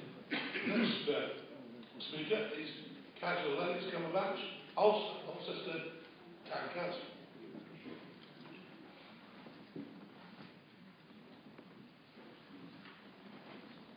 Thank you, Mr. Chairman. This is a personal view of the Town Councillor, and I have to at least say that before I start the statement. The case for a unitary authority undertaking the role of county and district councillors was first voiced by the Radcliffe Maud Report of 1969. Subsequently revisited in 2007, a number of counties and districts were abolished in favour of such a structure, and we are now faced with a debate over the future of Warwickshire. A quick look at some initial responses once this became public show varying degrees of animosity, fear or concern. I am in reassure those who have responded in such a way. But I'd like to say to them that this is the start of a debate. There is a long way to go, and standing back at this early stage is, or could be interpreted as a negative stance. Local government is under attack. Local government's recently published reports reckon that local authorities could be in the red up to the tune of 19 billion by 2020 unless something is done. Districts and boroughs up and down the country are facing financial difficulties, exploring collaboration with neighbouring authorities who may or may not be in the same position, and some are even suspicious of the proposed council tax relief grant. While the county and the districts are working towards the presentation of the cases, what about the town and parish councils? Will they remain the same? Will their roles be enhanced? Will power of competence be bestowed on them so that they can take on more responsibility from a unitary authority? These are questions at the centre of this debate. As a humble town councillor, let me declare my hand. Having worked in counties, districts and the health service, most at senior level, I have to say that at this stage, I am in principle in favour of more unitary authorities being formed. The options presented for Warwickshire should be explored. Unitary authorities appear to be reasonably more equipped for financial sustainability than the current tiered system, a system which can no longer be seen as affordable either in the country nor in the county, and county members do not need me to remind them of the recent budget agreement in this chamber. Finally, in this initial presentation, let me say that as the debate continues, there has to be a recognition that months of elaborate planning is ahead. Our residents have to be assured that even with reductions in budget, they're given the opportunity to contribute and to help and are kept up to date with the progress of our discussions. For many residents, there is now the possibility that services could be improved, emphasis on could, in the future as a result of what people see presently as too much duplication. I could ask, why change the system? But is it really value for money in the present and foreseeable future to have several chief execs, financial directors, directors of planning, etc., while asking the citizens of Warwickshire to face cuts, no or limited increase in salaries and wages, complex planning from and in different areas of the county? A switch to a unitary authority could alleviate much of the confusion in the public's mind as to which council does what. Should that not be seen as a good thing? This process may or may not work at the end of the day. And if it does not stack up, the government would not approve it anyway. I urge colleagues across the county to join in and have their say, starting now. For this debate, it is better to challenge and be challenged, and to fully participate in this process. This is what the debate is about. Thank you. Thank you very much, Councillor. Very well timed. Well done. Next speaker is a very good friend of mine, Councillor Mark Cargill, Mayor of Halton. Thank you very much, Mr. Chairman, for the opportunity to speak today. These are my personal views, but speaking as someone at the parish level. I will approach this debate in a slightly different way. As an engineer, I've come up with solutions. Well, here's mine. There seem to be essentially two camps on this debate. Existing boroughs, for example, seem to dislike the notion of a unitary authority, whereas smaller parishes are more enthusiastic. Why? Well, larger boroughs seem more nuclear, largely independent, self-supporting, with all the services existing. Small parishes and town councils, on the other hand, have to go through their districts, who provide services and have the main say in local matters, such as planning and licensing, etc. This is the age-old debate of cities versus countryside. Each has its own special needs, values and requirements for local governance. What is my definition of local government? authority, WCC for example, gives a pound to be spent at the local level, then I know best the most efficient way of doing it, because I'm at the sharp end, talking directly to the people that money is spent for. Any authority which we cannot know, even with the best will, better than those on the ground. I note in the circulated report that the main issues to WCC about becoming a unitary authority seem to be centred around themselves. I agree with many points, such as single point of contact with police, fire, health, etc. However, disagree with the concept of pounds at the local level. What is required is true localism. No halfway house, but a place where the decisions that matter to a community are made by the community representatives. And of course, the appropriate funds and expertise are made available. How would we organise ourselves at this level? We need critical mass. There is and always has been a balance between too large and too small in any organisation. Too small, you are ineffective. Too large, you are distant. The unity authority will inevitably become more distant from the small towns and parishes. However, for this concept to work, they must become accessible. A small parish council that meets a few times a year with a few hundred constituents will not on their own be able to make their voice heard to the unity authority. Larger towns, with a permanent staff, for example, Ulster, can. My model would see all of these small parishes amalgamate for the purposes of negotiation to act as one local parish. However, to pick up a point earlier on, to lose one's identity would not be acceptable. So a business model would be introduced to identify projects, allocate funds, and schedule the work. Planning is one of the most serious and contentious issues we have to deal with. This must be devolved to the local level. But how can amateurs possibly make legally binding decisions? I suggest that the Unity Authority becomes the expert client, providing services on an ad hoc basis. Intermediate organisations such as WALC, for example, could be beefed up to provide good solid advice before legal advice is given, keeping costs low. With all these things in place, we can look after ourselves and do not have to be treated like the younger sibling. We have many capable people out there that can make this model work for the parishes. Finally, please remember that at the local level, politics is far less important than getting the job done. I would hate for the wrong decision to be made here based upon politics and not as is best for the community. I support the creation of a unity authority based on the model I propose. Thank you very much. Thank you. Right. Final listed speaker is Robert Nash, Leamington Spa Tank, Town Clerk. Yeah, I'd like to make... Could you stand, please? Okay.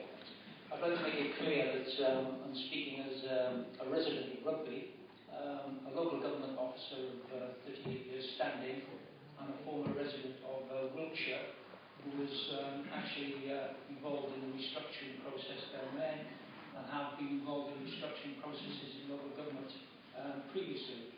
I'm not going to repeat the eloquent speakers that have preceded me, but I would like to make a point about the costs, the potential costs, and the potential savings that would arise from a unitary solution. With particular reference, obviously, as I worked and lived there, to Wiltshire. Can I say that Wiltshire had a very well-developed model of devolution, of decision-making and service delivery, even before unitary structures were on the agenda. That came both through area committees, which were quite an innovative idea of many of the district and borough councils, but it was also a recognition of the fact that parish and town councils in Wiltshire always punched their weight, and by that I mean not in terms of just discursive bodies and bodies dealing with clearing up the footway. You're talking about significant funding partners and service delivery organisations that levy between £1.5 million and £2 million and set a parish precept at Bandy. Currently, if you take an example of Carn Town Council, of a whopping £199 of the Bandy property. What you will need to recognise, Chair, is if you do go down the route of a unitary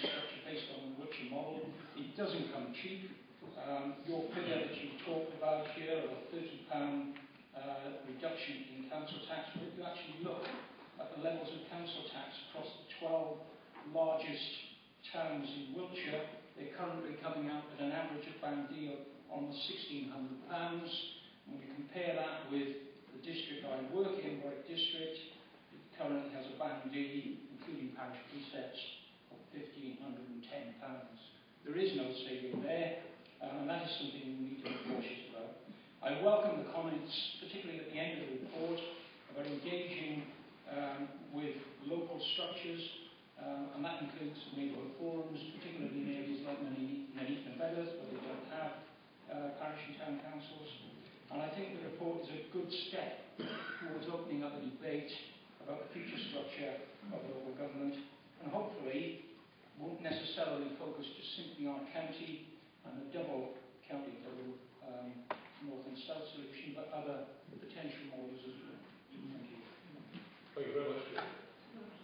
That, one second, that completes the list of speakers, but I will allow other speakers. Gentlemen, there for the start, I've got you listed there. If you, when you stand, would you please give us your names? We haven't got that. We need your name and who you represent. Yes, I'm Councillor Clive Thomas. Some of you know me. I'm on Stratford Town Council and Stratford District Council, and I'm the chairman of the local community forum. Thank you. I did put my name there this week. It was very late yesterday, so it might go on the list. One of the things I do support a unitary authority, but I do support stronger powers for our parish councils. In Stratford, we've been lumbered very much in the last 2 years with other councils pulling services that we've had to fund without the funds. You might think that's a thing, but CCT is a classic example. This item must be discussed by the district and town councils, and I would probably suggest, as the county already has them, their community forums.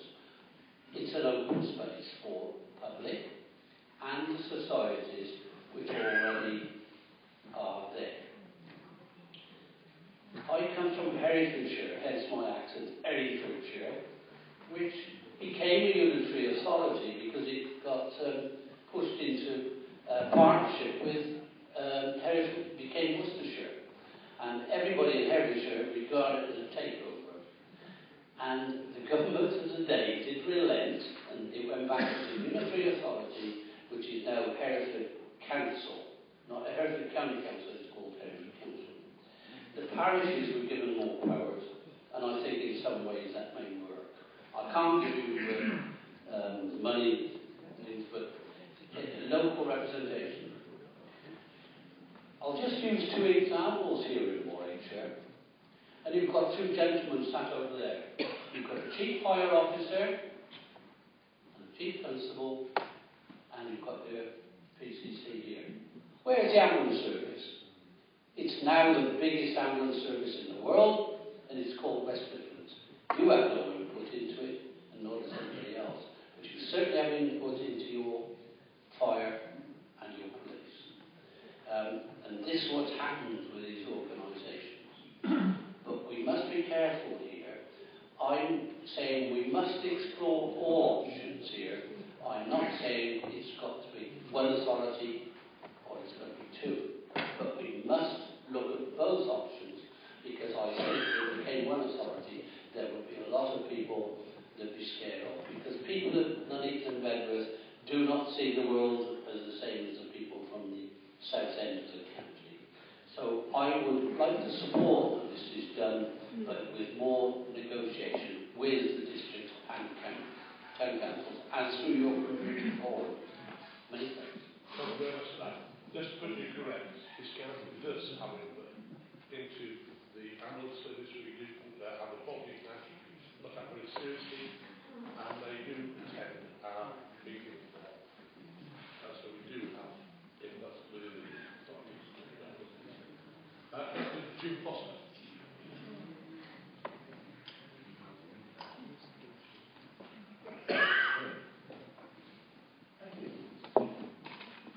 Well, I wasn't planning to speak here today, so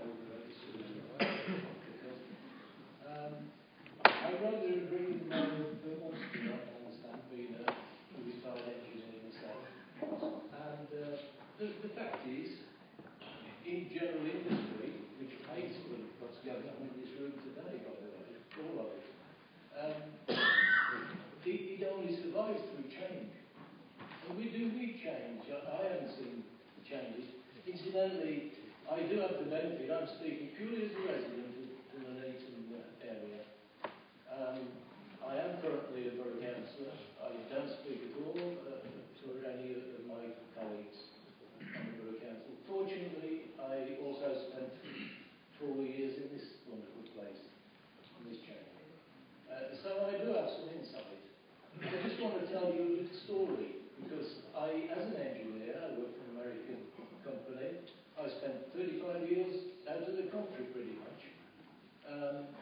I knew the council did things for me. I knew they emptied my dustbins and a few other things. I knew their responsibility for schools, that I've already mentioned to council. But I didn't have the time to get very much involved. I had to retire before I found that. What happened?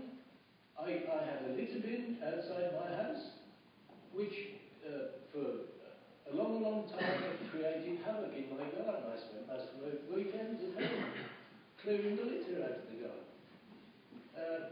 When I got retired, I could take a digital photograph every day and send it to the local borough council, which I thought was responsible. It got to a stage where, incidentally, part of taking the picture of that bin also took a photograph of the pavement. I put eventually an official complaint. I don't think many people do that. We have that in the private industry. You fill in a little green form and make an official complaint. And I put that in with full A4 photographs, which I put in. And within, I was commenting on the litter bin. I made at the bottom, look at the state of this pavement. It hasn't been, nothing has been done with it for the 30 years I've lived in my house. What happened? Within a week, and this, you can slap yourself on the back here, somebody came and dug my drive up, or the entrance to my drive, and replaced the pavement. It took me another month of shouting to get the litter bin sorted out. It was then I found, yes, I was there with the councils here. And it just is not acceptable. People generally, myself, I had no idea until I got elected into this place here what a councillor actually was. My fight that I had was one against a guy who's in quite a high position in the borough today, and yourselves who just did the work that I pointed out at the end needed doing. The public shouldn't have to go to the means they do just to do simple things. Like, many people have said these things already and will do over before the debate's finished. And I personally very much welcome the debate. I think there are a lot of doubts about how it's going to work, but if you don't continue and vote for this motion and continue the debate into the future, there will be no change. And we definitely do need change. Someone mentioned waste, I think it was Councillor Cohen. I've personally seen waste which is handled by the two authorities and chased that waste through, which I tried to when I was the county councillor. I couldn't. I have now, and I see a lot of technical faults within that process.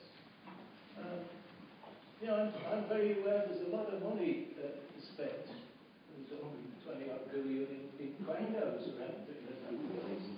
I do watch a lot of the debates on things like that these days. It seems to be wasted money for everything, and I welcome the efficiency that you're driving for today as a resident. As I say, I'm speaking here only on my own behalf, but I would suggest we do go forward with this by voting in the motion. Thank you, Mr. Chairman. Gentleman next to you, against. Thank you, Mr. Chairman. My name is Robin Aird. I'm the Chairman of Dunchurch Parish Council. First of all, I apologise if I repeat anything which has already been said, but I do think it is important to get the view from parish councils. The potential for considerable savings by becoming a unitary authority appears to be indisputable. However, the biggest danger to such a system will be that the public will feel the council is too remote, and their opinions will be lost in the bureaucratic jungle of such a powerful monolithic institution. I've heard quite a few people mention today the two-tier system. We don't have a two-tier system, it's a three-tier system. I strongly believe that. The Chief Executive's report totally diminishes and undervalues the importance of parish and town councils in the present system and the wide range of services that they provide. My own parish of Dunchurch, for example, provides bus shelters, more than 300 street lighting columns, a very successful community library, and a superb new youth service that is producing impressive gains for our community. If a unitary authority were to be established, it needs to include in its structure the type of cold-face contact that parish councils presently have with their local residents. A remote institution cannot do that effectively. People have to feel involved and know that their voice can be heard. Even under the present system, contact with Warwickshire County Council are less than ideal in many areas, and it is felt quite often that the council has sometimes lost its way and forgotten that their raison d'etre is to serve the community rather than preserve itself. The role of parish and town councils will become even more important under a UA banner. Their importance should no longer be dismissed as irrelevant, something that has been expressed more than once within Warwickshire. Parish councils themselves need to be more proactive, and I would argue that their role in making a unitary authority work should be expanded. And as a personal plea, I'd like to change the name of parish councils because the majority of people still think there's something to do with the church. At present, there seems to be a trend to pass down to parish and town council certain services without due regard for their financing, assuming that there is a bottomless pit full of voluntary workers. There is not. The most contentious issue under a unitary authority is likely to be planning. There is a severe risk of generating considerable local resentment. I would not advocate wholly grassroots decision making, as that would simply encourage a NIMBY culture, but there has to be a mechanism whereby local opinion counts. Thank you.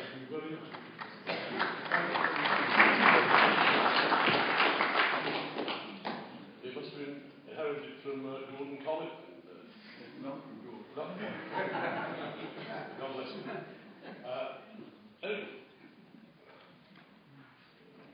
Thank you, Chairman. I hadn't intended to speak in this debate. Hearing my colleague from Ulster talk about Redcliffe Board and the Commission, couldn't go uncommented upon. I want to make a comment about local government in general, because from 1945, powers have been taken away from local government. Health, gas, water, electricity, sewage have all gone from a local, civic, municipal governance. They've gone to central government. Redcliffe Lord said education in local government was the cuckoo in the nest, extraneous in origin and voracious in appetite. We've now moved from a system of education that was nationally determined and locally administered to a system that is nationally determined and nationally administered, with a residual and declining power in local government. And it seems to me to beg the question, what is local government for? What function would it be allowed to have? As Bransby Thomas said quite rightly, we know our place. It is time for local government to say to central government, we are important, we do matter, people do trust us, but if we say that, it needs to be said in a position of strength, and strength depends upon unity. Redcliffe Moore, before he began, established a series of principles and he got agreement to the principles before he moved to the detail. And it seems to me there's agreement across the parties. Something needs to happen. For something to happen and for it to be open and inclusive relies upon trust. I find it sad that the leadership of our borough and district councils have almost opted out before the debate has been entered into. For it to be open and inclusive, can I plead with the party leaders to think about this? Why not introduce an element of an independent commission into your deliberation? Let's be frank, the boroughs and districts don't trust the county. Where there is no trust, there will be no progress. The only way ahead is to re-engineer and recapture that trust. And a degree of independence might help. Finally, as somebody who is a Eurosceptic, the French have got one thing right. And it's the only thing they've got right. They've got a good sense of civic governance. The local mayor, who is chairman of his parish council, is well known, respected, and speaks with authority. That empowerment of our parishes, or whatever we call them, or town councils, should be a bedrock in constructing local government. In the same way that safer neighbourhood teams are the bedrock for effective policing. Chairman, in my view, there can't be a purist approach to this. It can't be a purist approach. It's a bit like Mae West, who said, I used to be Snow White, but I drifted. We need a degree of drift. And if that degree of drift can catch an independent element in constructing what Councillor Tandy wants, Councillor Roothouse wants, Councillor Second wants, progress may be made. Without it, I suspect we'll have to rely on the Secretary of State. And I have to say, the current Secretary of State, unlike his shouted opposite member of the Home Office, has been lamentable in offering leadership to local government.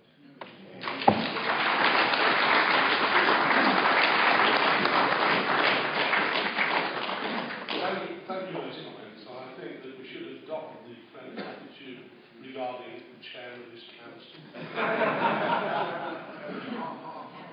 Gentlemen, we have a final speaker. If you've got the road mic. You've got the mic? If you come forward, please, sir. Yes.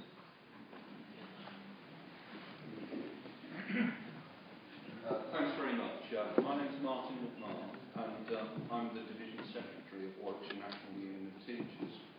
I have the advantage of being able to look at the socio-economic situation across the county quite closely because of the work that I do in schools right from Newton Regis in the north down to Long Compton in the south. And the speaker three before me mentioned or hinted at what I want to say. And it's this, and it's such an obvious point, is that Warwickshire is an extremely socio-economically diverse county. Because I'm the last speaker and other people have got plenty to do, I'll just say this very briefly. I could go on at length, but I just want to express a concern really, and the concern is this, that a move towards a unitary local authority might have the effect, I'm sure that this would be unintended, and I hope it would be unintended, of actually widening the socio-economic gap between the more affluent parts of the county, the south, and the less affluent parts of the county, the north. And in particular, taking away the autonomy of North Warwickshire and Nuneaton and Bedworth councils would seem to me, all things being equal, to be likely a very retrograde step, and one which might, as I say, have the effect of of widening what seems to me to be already the very significant levels of socio-economic inequality in the county. Thank you. Thank you very much.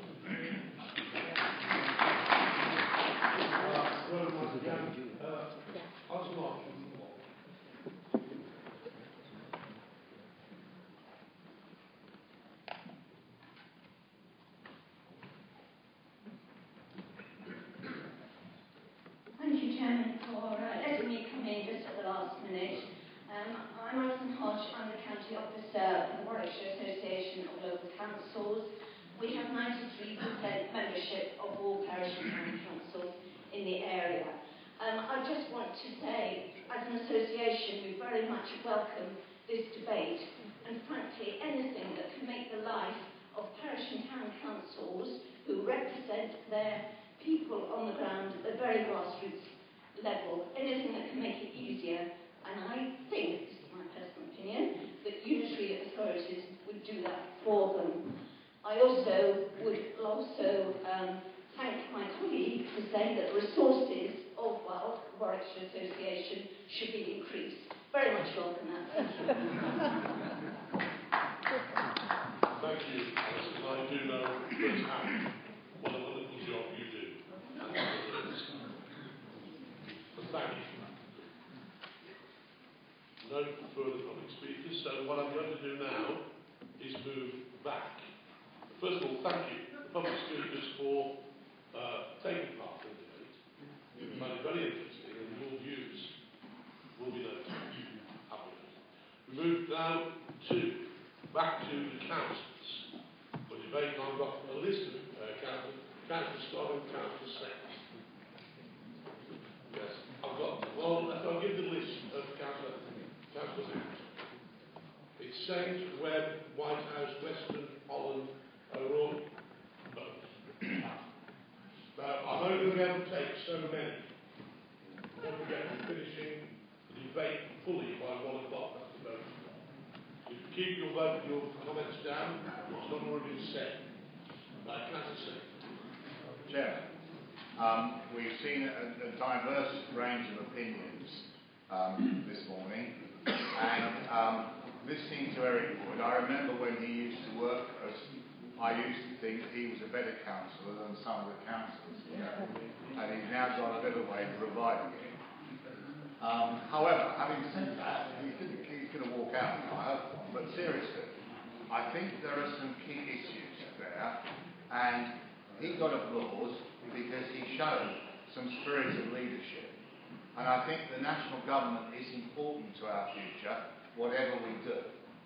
The Local Government Association has been very proactive this last 6 months, 12 months, in having an agenda they call rewiring public services. And that will, Eric, bring back some of that balance if we are successful. The balance in the drift of power away from local government into national bodies and national organisations. Because I think this whole debate is about a void in local government services and recognition that might just not be of our own making. And I think it's important to recognise that. Now, I personally would like to dismiss the issues. Eric, I agree with people. Why aren't the other district leaders here? I'm here, I'm a district leader, so don't think it's everybody. I know I'm also a county councillor, but I think it's important. And I regret that they've made excuses not to be here, which effectively means that they're not interested in participating in what is an important debate. Also, I think we should quickly dismiss some of the political comments, like those of Councillor Hicks, who said he didn't want one-party government, and he comes from Nuneaton. Now, the situation is... well, please don't talk across the chamber. The other situation, of course, is that sometimes boundaries do affect things. Without wishing to offend my friend Councillor Ken Meeson, who's leader of Solihull, who's listening to this debate this morning, of course, the political framework within Warwickshire was affected quite significantly when in 1974 Solihull completed its takeover of parts of Warwickshire, and of course Sutton Coldfield was moved into Birmingham. But that's irrelevant. We are where we are today. Let's look back through history, Chairman, because I think this is important. If we look, why are parish councils fated in the way they've been today, even if it's only by some of the parish councils themselves? I share the value of the grassroots input to sometimes my work from my local parish councils. I like engaging with them because they keep me in touch with reality, or certainly help do that. And equally well, we try, or I try, and I know others do, try and keep them in touch with what we're doing.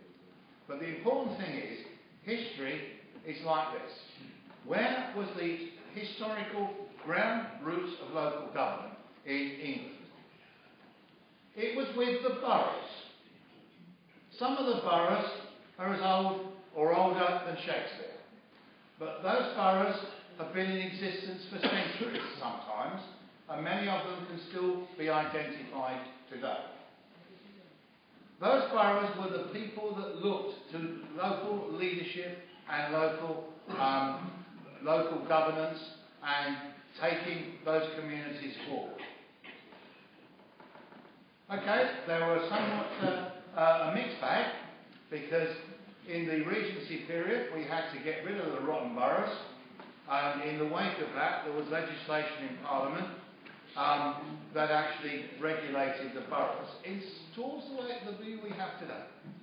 So that borough, and that continual representation in England from there represents why local roots and governance is important. 30 seconds. Is that right? I think, Chairman, other things have since got in the way.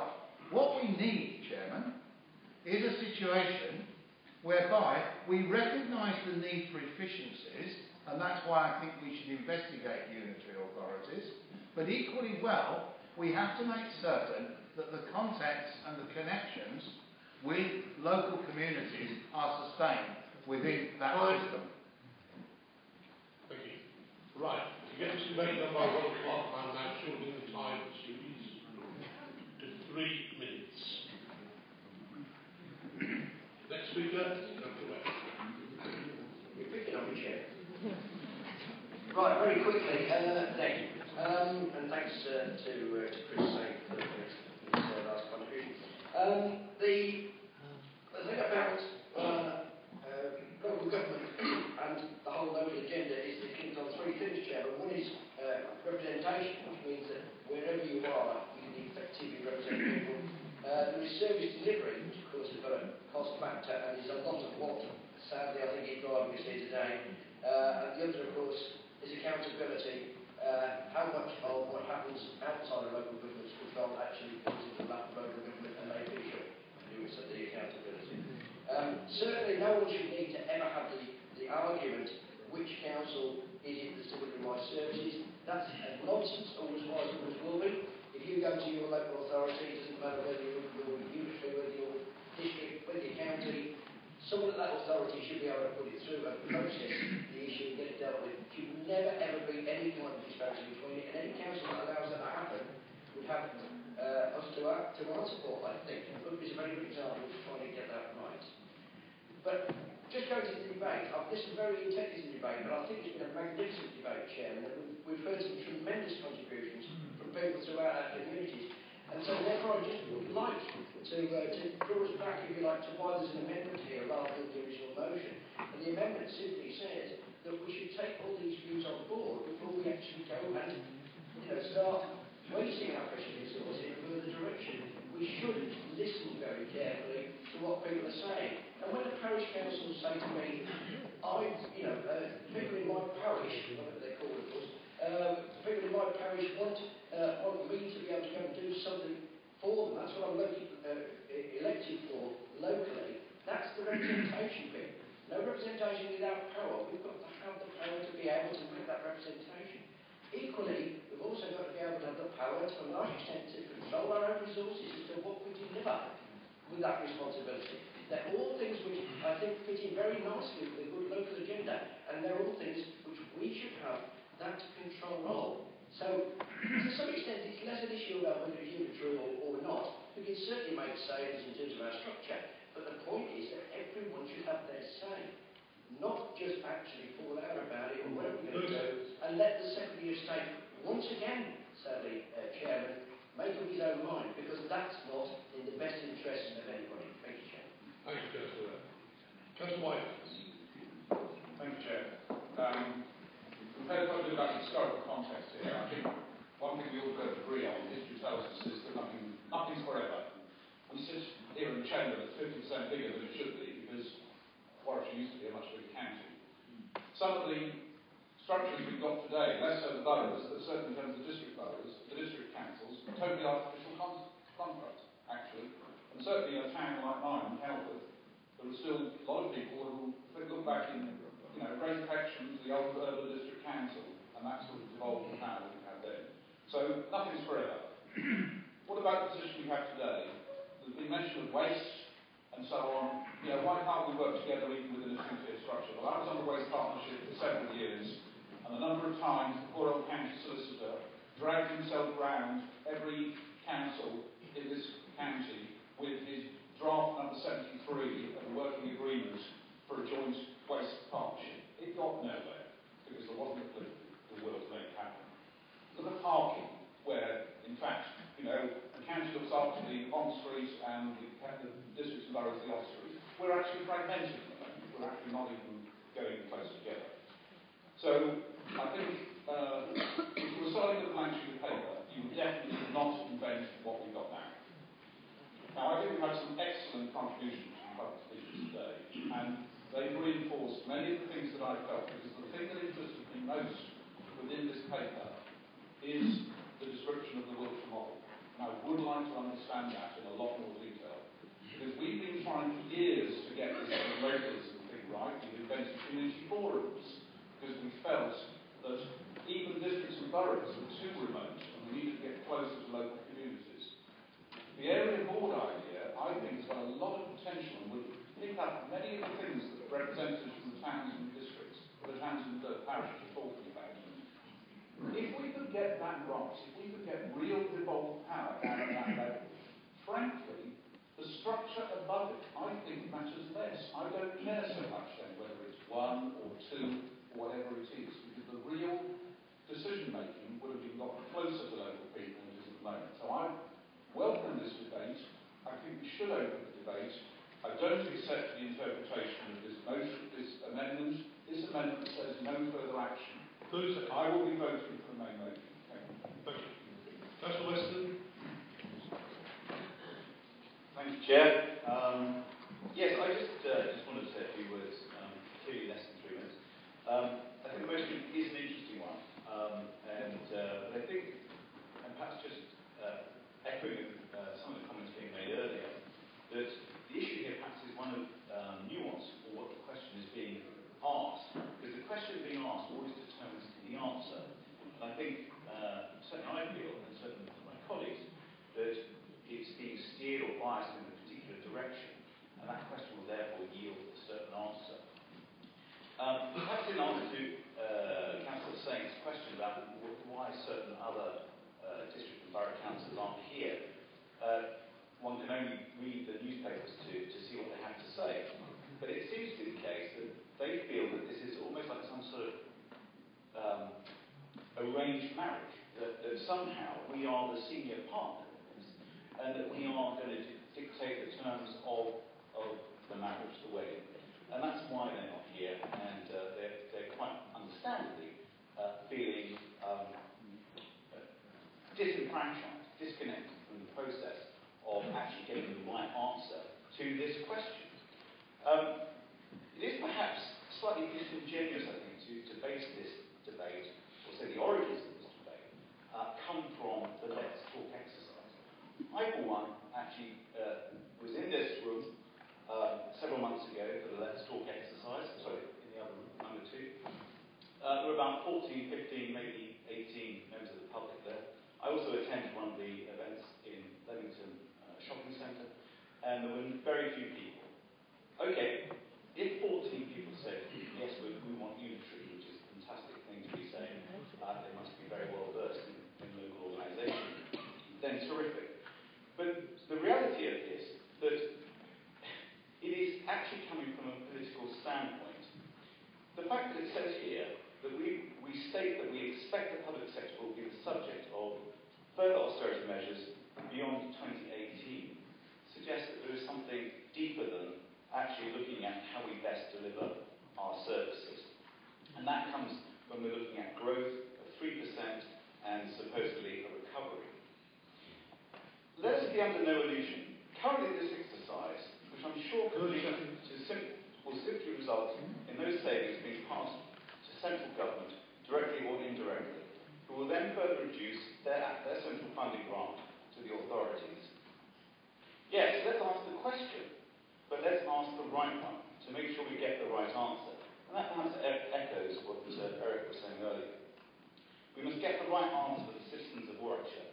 Surely the question is about how we best deliver services, what services, where and how. They should then be at the heart of this, not the perspective of how many councillors we have or the amount of money per household. Then we will deliver the right answer. Thank you. Can I echo the district authorities did right in with their thoughts on this meeting today, and I also am not. Can we keep the debate now to points of new points, not old ones, please? I've got a list of speakers. I want to get this over by 1 o'clock. Next speaker, Councillor Holland. I think there are two things that all of us have to do all of the time. One is raise the quality of any activity we're involved in this case council services, and the second is drive down costs, and however low costs are, they need to be lower. I can see the motion as proposed as taking in both of those directions, and I also think that Councillor Tandy's amendment actually sets out how to go about it, and therefore supports the original motion, and I think both of them seem commendable. The last time that I got involved in unitary authorities, I think it was 2006 in Warwick District Council, where we wanted to move to a unitary authority, but had to be content with moving towards it. And looking at the quality of the services for the public, the point's been made by many speakers that the public don't need to know which council delivers a service, they just need the service delivered. And we decided to abolish the district council phone number, so anybody who lives in Warwick District can ring 410410, and the call centre will then direct the call to the correct department. And the resident never need know which department or which council is actually dealing with the problem. Another example, of course, as councillors will have seen in reception on their way into this meeting, is that we have one-stop shop counters where the staff can deal with either county or district council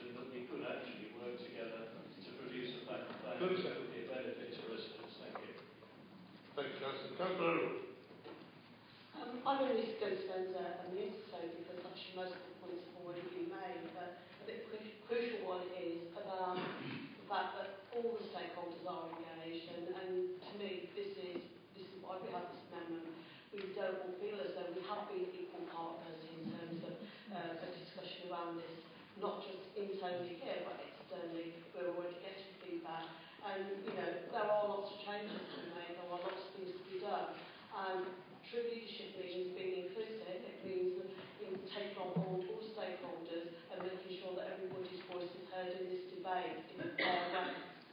Thank you. That's exactly what the debate's about today, and that's why it's the first time ever there's been a public debate within this chamber.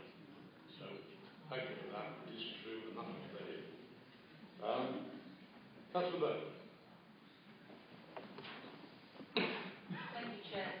I think we operate now in a situation where actually national government, and particularly the Secretary of State, actually pay little heed to the views of local government anymore. We've had our funding cut massively. We have a Secretary of State who issues edicts on a weekly basis, who keeps talking about localism and yet actually issues edicts on how wage should be collected, how trips and travel should be done, etc., etc., etc. And I fear this has always been thus. We see our councillors get elected to the MPs and hope they will go in, come out with fresh view on local government, and they instantly change, it seems to be, when they get to Westminster, and become anti-local government. I've been a councillor in various authorities all over the country since 1986, and I'm a huge supporter of local government and what local government can achieve. When I first moved to Leamington, there was no Leamington Town Council. They had a bizarre thing called Charter Street, which I haven't got time to describe now. And we campaigned very hard to get our town council. And you've heard from our clerk today, who spoke very well. And actually, we've benefited hugely from having town and parish councils. I've been really impressed with the town and parish council representatives who've spoken today and spoke eloquently and passionately about the role that local town and parish councils can play.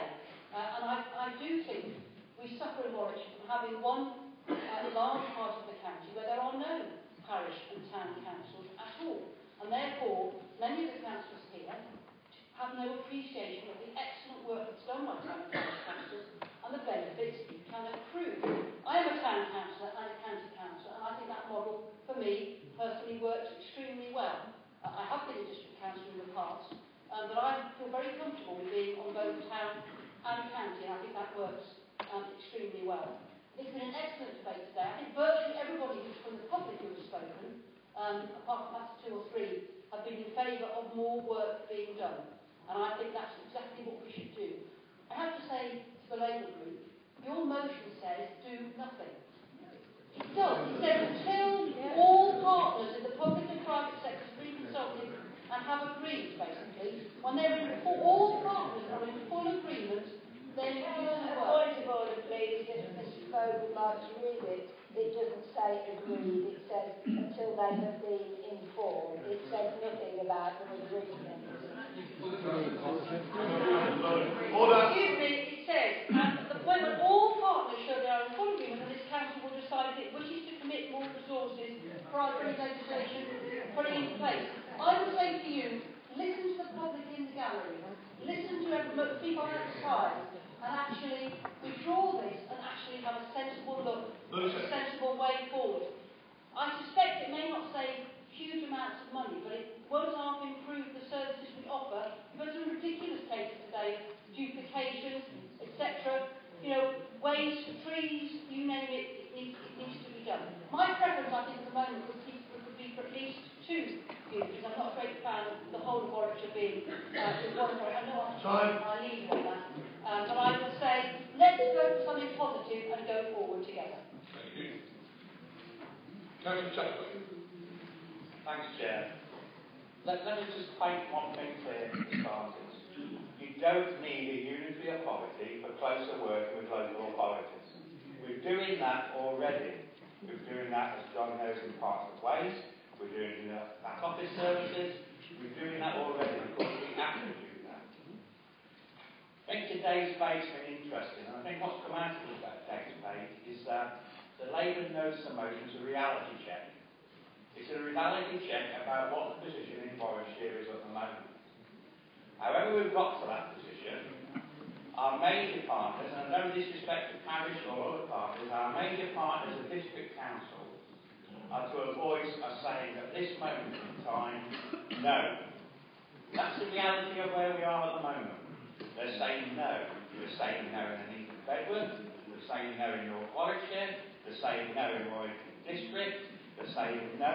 I'm not quite sure what they're saying at the moment on that. But the majority of our partners, including Rugby, are saying no. The system what we've got at the moment in Warwickshire works. Now, I'm one of those people who believe there is some merit in the unitary authority, but I'm also realistic enough to know that the amount of work we're going to do, that our partners as they stand at the moment in the districts and councils, ain't going to support it.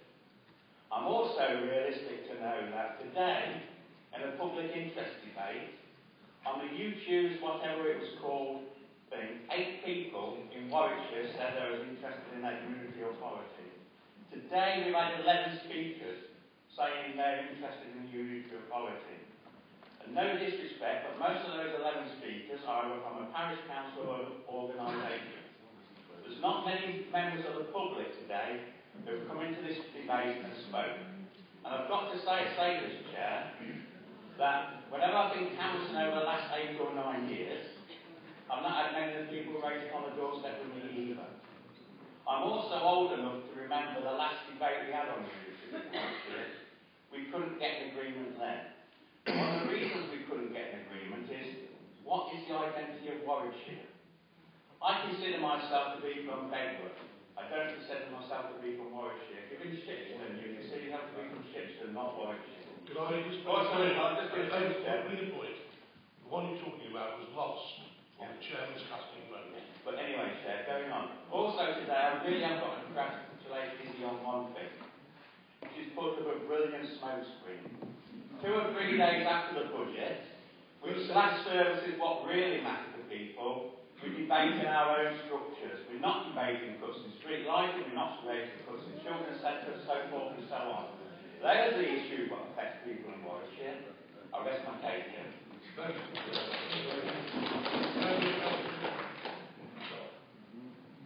Nobody else, it's you, you're next. Thank you, Chair. If we started with a blank bit of paper, we wouldn't design things as we are. We're just talking about re-engineering. It's really good following the public speakers because they brought out so many good points. And if we're starting today, we would have local authorities to work with the people in each area.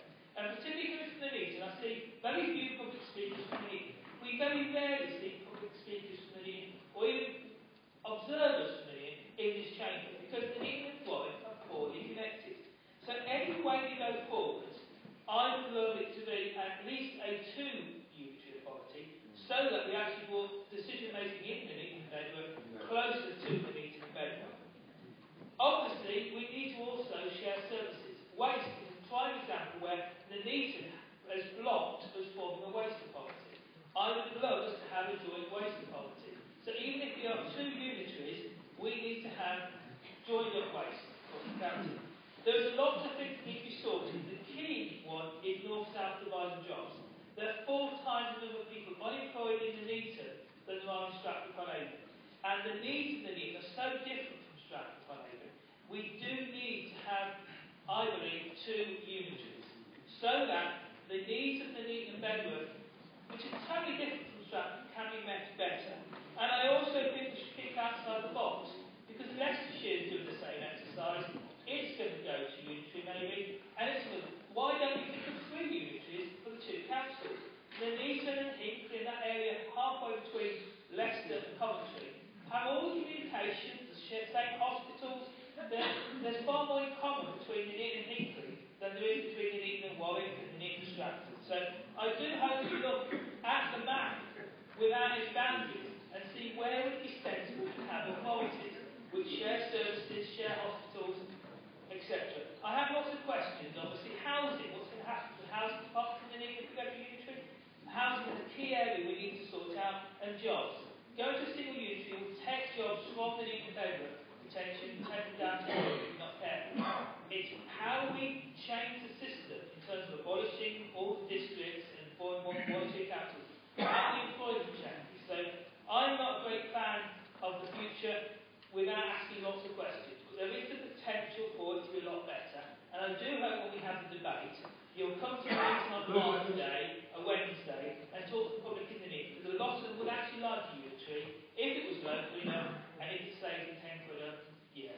And please support local councils, because Labour have blocked us having any parish councils in the meeting. Thank you. Absolutely. Let me speak. Let's go. I'll go next one. I've got plenty. Thank you. Councillor Patton. Thank you, Chair. This motion clearly is seeking a mandate for action of full exploration of all aspects of unitary for our area, looking at various models, not just two, as we've just heard. Looking at implications of costs and savings, talking to partners and stakeholders who are delivering services. I'm supportive of the unitary principle and agree with much of what has been said. Primacy of good, affordable services, clear lines of responsibility, significance of the parish council in frontline of government.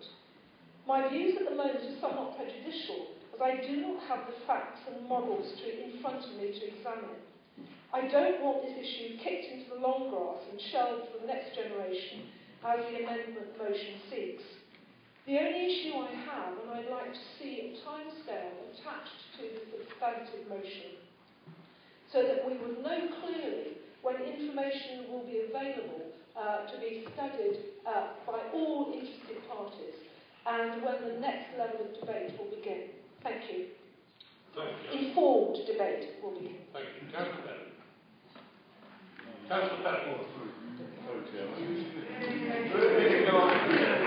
Where's the camera? 10 seconds. Sorry.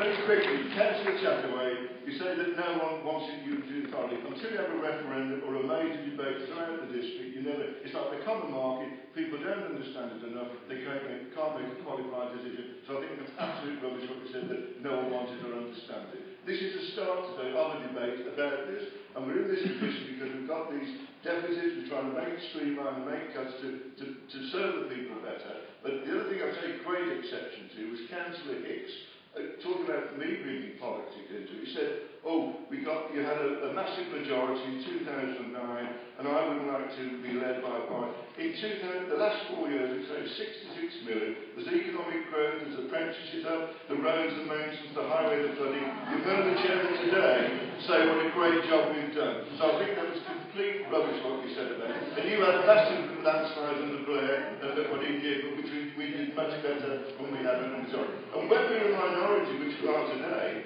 on the budget day, you wouldn't move on one thing, and the whole budget was worked out with the Lib Dems, the independents, and we would not have had anything. That's democracy, and you couldn't even move on there. And Councillor Chataway said to me outside, you're a disgrace, you're talking to the Liberals. Then a minute later, he walked out and Councillor Rudehouse into the office. That's hypocrisy. So let's have over there on democracy. On this, I think it's a gut feeling about this. When you go to parish councils, it's about value for money, the residents ask me what we're spending on, and that's what they're interested in. And I think I've got an open mind, I'm not fully committed, because I don't know enough. I'd like to look at the Warwickshire one, have investigation, and that's what this is going to start. But I do think it's very important, as some of the parishes have said, they should still be an integral part. I've got 5 parishes, and they are the eyes and ears to me. They can report back, we liaise very closely. So if it was a unitary, I still think we'd need that. And my other thing about unitaries, I think the council involved would have to have a good backup system, so you don't lose this local touch. So those are the questions I'd like to ask. But to just dismiss it today and say, this is the start of it. Let's have a proper public debate. Because as you said, we're going to have to make 158 million savings with the 66 we've done and the further 92. And we've all got to get realistic. And the final thing, I'm going to read some today that your shadow Chief Secretary of the Treasury, Chris Leslie, said, a Labour government would merge police forces and force councils to pool resources. And he said, at the moment, services such as the NHS, the courts and local government and the public sphere cannot be improved. So even your own party realise they're going to be pooling resources, joint working, so they're going down the route already. So I hope you've been consulted, Councillor Tansley, about what your Labour Party are doing. And that's one other thing. You said at the budget, you're going to bet £10 and I'll bring up the deficit. Every meeting I've got, you're going to make a lot of money because I'm going to bring up the deficit every meeting we have. That's why we're here today. Thank you. You see, members of the public, we do have discussion to what we say.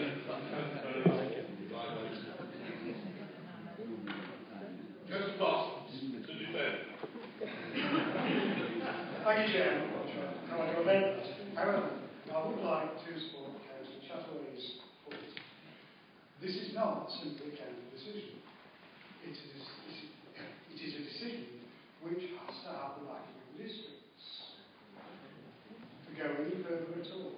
If we simply waste money by not obtaining that backing, there is no point in this process. I have to say I'm disappointed by the fact the leader of the council put out a press release which completely alienated my district council. They saw it as actually publishing the conclusion before the debate had been held. It was not a wise move. That is why they are not here today. Not because they aren't interested or because they choose not to come, but because they feel the debate is conducted deliberately without it. It is being preempted. That is what we must look at. We must look at a process which actually can be realistic, which can be achieved, and can deliver what is necessary. I also have concerns about district council. My local district council is North Warwickshire Borough Council, which has recently been to a local government review. The leader of the district Borough Council, Mick Stanley, said with some surprise that, and some amusement, that the actual verdict was that their council punched above their weight. For those of you who know Mick, he's not a slight figure.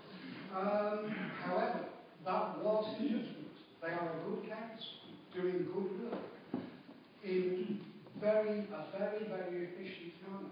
And yet we are proposing to go ahead with this without talking to them, without looking at the improvements they have achieved. And that is something that we must do. Thank you. Thank you. Councillor Ross. Thank you, Chairman. I find myself standing here agreeing with the first 5 seconds of Mike Perry's speech. Because he did mention the districts and boroughs, and, you know, I don't know what's involved about unitary, but what I do know is that it's not up to councillors in districts and boroughs to make the decision whether we go to unitary or not. It's up to the people of Warwickshire, and only the people of Warwickshire, and they're the ones that vote us in or don't vote us in. They, like us, need more information, and I truly believe that there should be a referendum in the future so that the people of Warwickshire can make the decision. Thank you. Thank you, Councillor. Councillor Hall. Thank you very much, Chairman. When I first read these two amendments, to remember we're actually here to vote on a motion on a possible amendment. I thought that the amendment was pretty potential, but actually, if you read it carefully, what it says, the motion says is the work will provide evidence based analysis so the people of Warwickshire can form their own views about unitary. What the amendment says is all parties show their full agreement when this council will decide which is some sources. So what we've got is Councillor Settle wanting the people of Warwickshire to make a decision to go forward or not. There's no suggestion of what structures or anything like that. And we have a situation where Councillor Tandy wants agreement from what appears to be partners, which I assume are the boroughs and districts. In this, of course, Councillor Tandy is at one with Mr Pickles. And it's very unusual to have Councillor Tandy and Mr Pickles kind of uniform relationship. And it's very different from what Councillor Tandy was saying about Mr Pickles about 2 weeks ago, when she was complaining about him forcing 92 million savings on this council. Bear in mind, it's government money. And of course we've been a unitary authority, Councillor Tandy would have complained about 24. Two authorities would apparently thought 4 million was a bit better. But I think fundamentally the real problem with this amendment is that the British democratic system says one man, one vote, one woman, one vote. Councillor Tandy is proposing to give it to the decision to an oligarch. Councillors.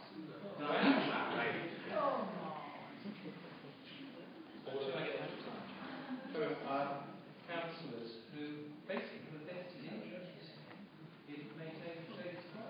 There's a phrase that says determined to vote for Christmas.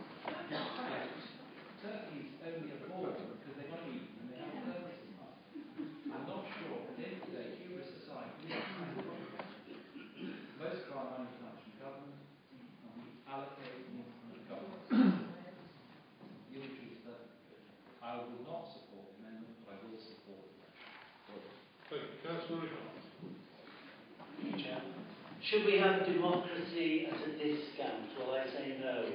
And so I'd like to counsel against those who have spoken this morning to advocate that we should pursue this matter in the light of a cuts agenda.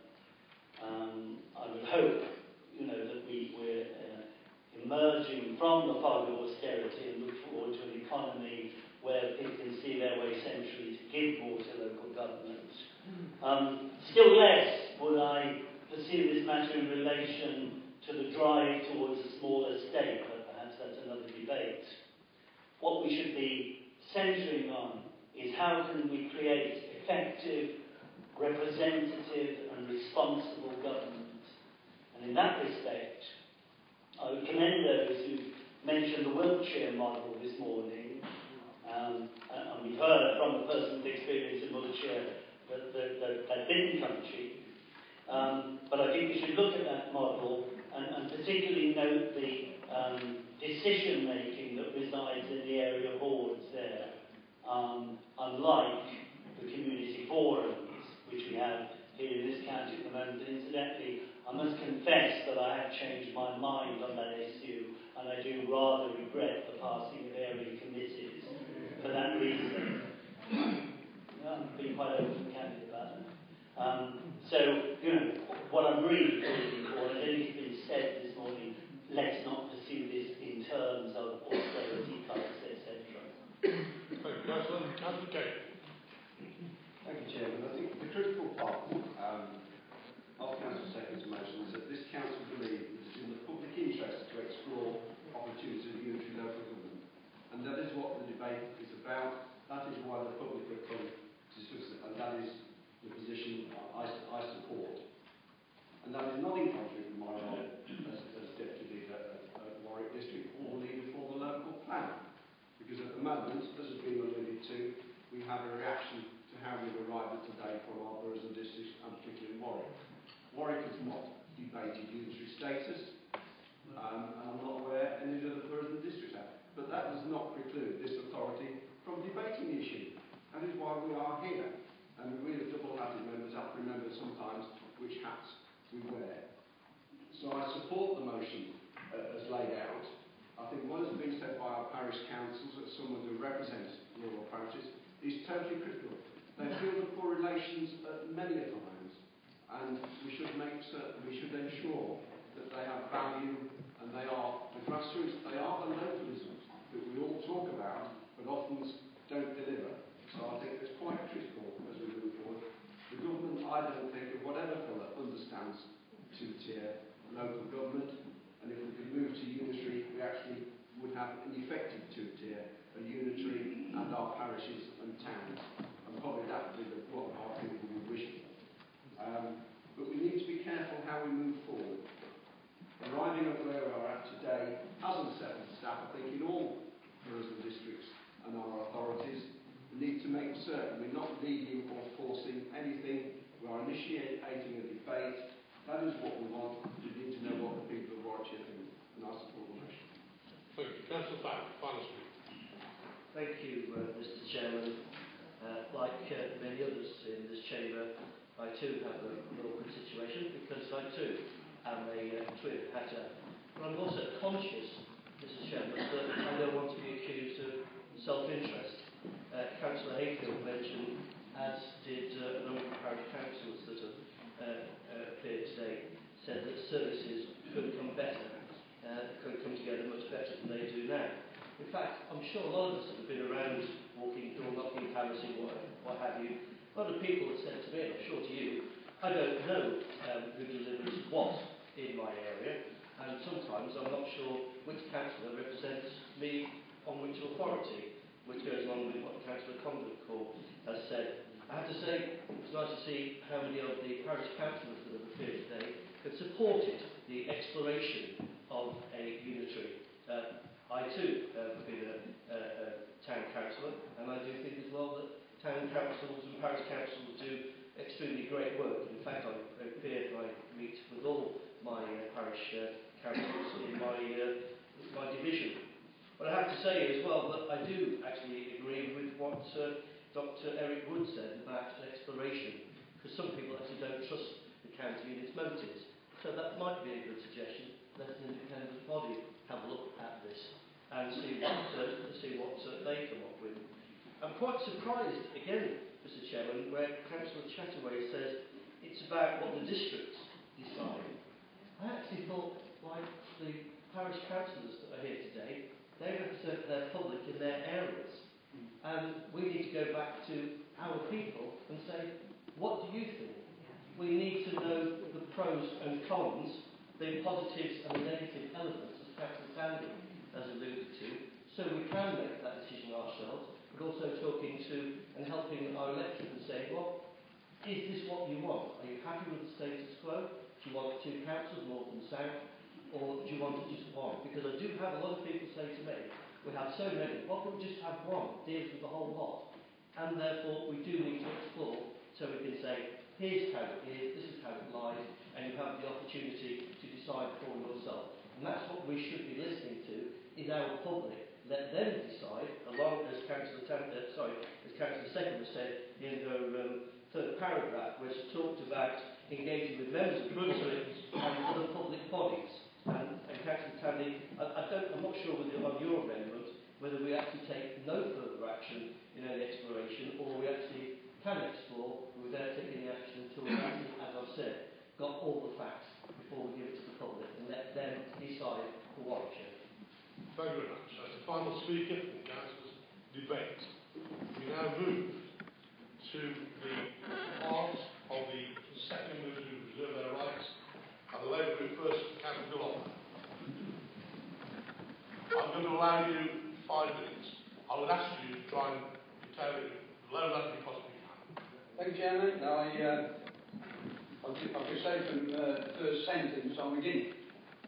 But what I'm not against, quite frankly, is having a dialogue about, whether we should be a North Warwickshire Unitary Debate or what. The thing that concerns me, having been the last time I sat in the chamber, was a budget meeting. And I noticed absolutely nothing in that budget about the expense for taking forward this exercise. Because I don't think you should kid yourselves that there's no expense going to be incurred by this authority going into this report. Because there is. If you're going to consult properly, if you're going to consult wisely, I can just think of the masses of reams of paper, an officer time, quite frankly, that's going to go before that. And I just want to go back in history a little, because I did take part in a unitary debate, in the Rapture Moor days and what have you, when all of the councils, all the district councils in the south of the county, came to the decision that they didn't want Warwickshire County Council anymore. They wanted a unitary authority to cover the south of the county. And the good people who live in the north of the county, they also decided that they wanted a unitary authority. Sadly, it all fell because the good people in the east of the county said they didn't want to join the north, and they wanted, quite frankly, independence for rugby. And the Secretary of State obviously didn't approve it.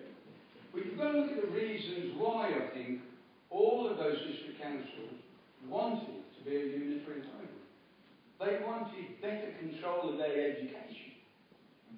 They wanted better control of their infrastructure because they felt they were not getting a good deal.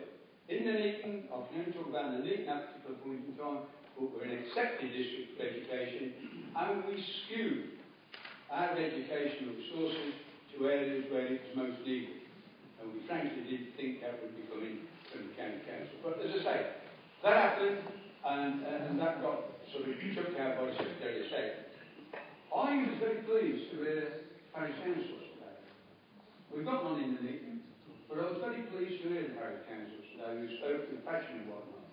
So I wouldn't like you to think that the motion that's before us is actually going to give you any more money and any more powers.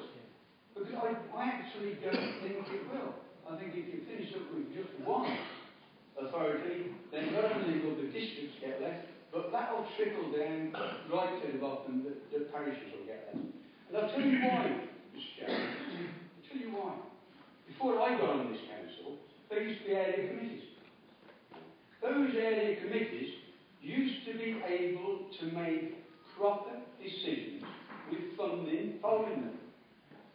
They were replaced by forums with no powers whatsoever other than to talk about problems. They have no powers to rectify problems. So I actually think some people are really going back on what they think about localism by the fact that they abolished area committees and now they're saying, oh yes, we'll give more powers to the parishes. I can't see that happening. One of the good things about parishes that I've always sometimes felt a little bit envious of is the fact they've got the own right to raise their own precept. I mean, if you go unitary, is it just going to be one precept? I mean, at the moment we've got town councils, we've got parish councils, we've got ward councils who raise their own precept. And as I understand it, the only ones who are put under the cosh by the Secretary of State is the county council and the district council. So, there's a precept, there's a freedom there that, little communities can raise their own money and do their own things because they frankly determine what their priorities are and what's within their powers to put right. So I have nothing against unitary authorities per se. I just worry, quite frankly, about the expense that this authority is going to be put to if we carry forward the motion. And indeed, the amendment I'm talking to, the key words are at the bottom, where it says, if it wishes to continue more resources to this exercise, then, it shouldn't happen. I mean, do any of us know, perhaps the seconder of the motion can tell me, how much money has been set aside to do this exercise? So, thank you, Chairman. Thank you very much. Right. The second for the motion, Alan Kelly. Thank you very much, Mr. Chairman. Thank you. Well, as we all know, as the government grapples with the national debt and as it continues to reduce the grants to local authorities, by 2018, over an 8-year period, this council would have had to reduce its annual spend by a third. That's £158 million. And it will not end there. And as we go down this road, we must leave no stone unturned in trying to protect our frontline services. And a unitary proposition is such an opportunity. In fact, I think it would be irresponsible for us not to consider this possibility. The present government have made it perfectly clear that they will not allow a unitary in Warwickshire to happen unless all councils agree, and that will never happen because there's too many vested interests. And that's why I find the Labour amendment such a bit of a joke, really, because it's such a triumph over experience. We'll never get the agreement of everybody. However, as public services continue to contract, future governments may think that a unitary authority in Warwickshire is inevitable. And if that does happen, I think that the views expressed today could well be a reference point in future discussions, which means that today has been a great success, and I therefore would like to propose Councillor Seckham's motion as laid out. Thank you. Thank you. At this stage, I'm going to try the buzzer one more time.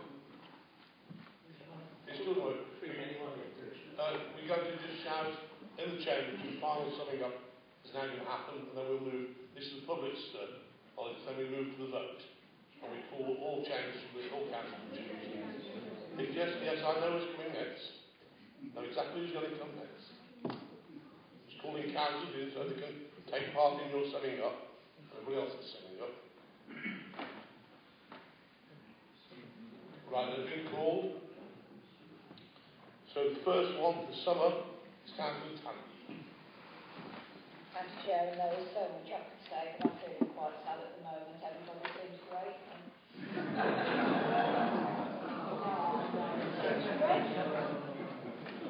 Chair, several points. There was a lot of talk about parishing the urban area.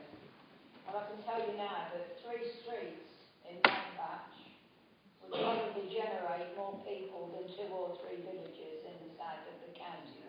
and that will be the same across. How you would parish it is beyond me. There was talk about, it's already been mentioned, Councillor Hayfield talked about it, but then it was mentioned by Councillor Rickard. It was the Conservatives in this council who abolished area committee. That's why we've got no decision-making powers now. I was very, very, very interested in the public debate that we had, especially bearing in mind the pound. And I, like those people, would like to know if parish or town councils will be given more decision-making powers under a unitary authority. It doesn't say so in this document, but it seems that that is the current view of town and parish councillors. Will town and parish councils be allocated government funding as the borough and the county council are now? Can anyone answer me that question? Can Mrs. Second answer me that question? There is talk about the financial strains of district councils and this council. Every single council in the country, including unitary councils, are under financial strain. Why does anyone think that will change if we become a unitary council? The government will cut their cloth as to what you are, not how much you deserve. The real thrust behind the Labour amendment is about, it doesn't matter what we say or do, it doesn't matter how much money we spend. Unless legislation is there, then it can fail without the support of borough or district council. There is no way into a referendum. A referendum will not change that. The law is that it cannot happen if there is opposition to it without legislation. That is the thrust of our amendment. I have to say, Chair, it's pretty obvious, and we all know it, that the amendment is going to fail. But that doesn't mean to say that we don't want to continue the discussions. We do want them to continue, but on the basis of let's not spend loads of money on it until we know if we have to do it or not.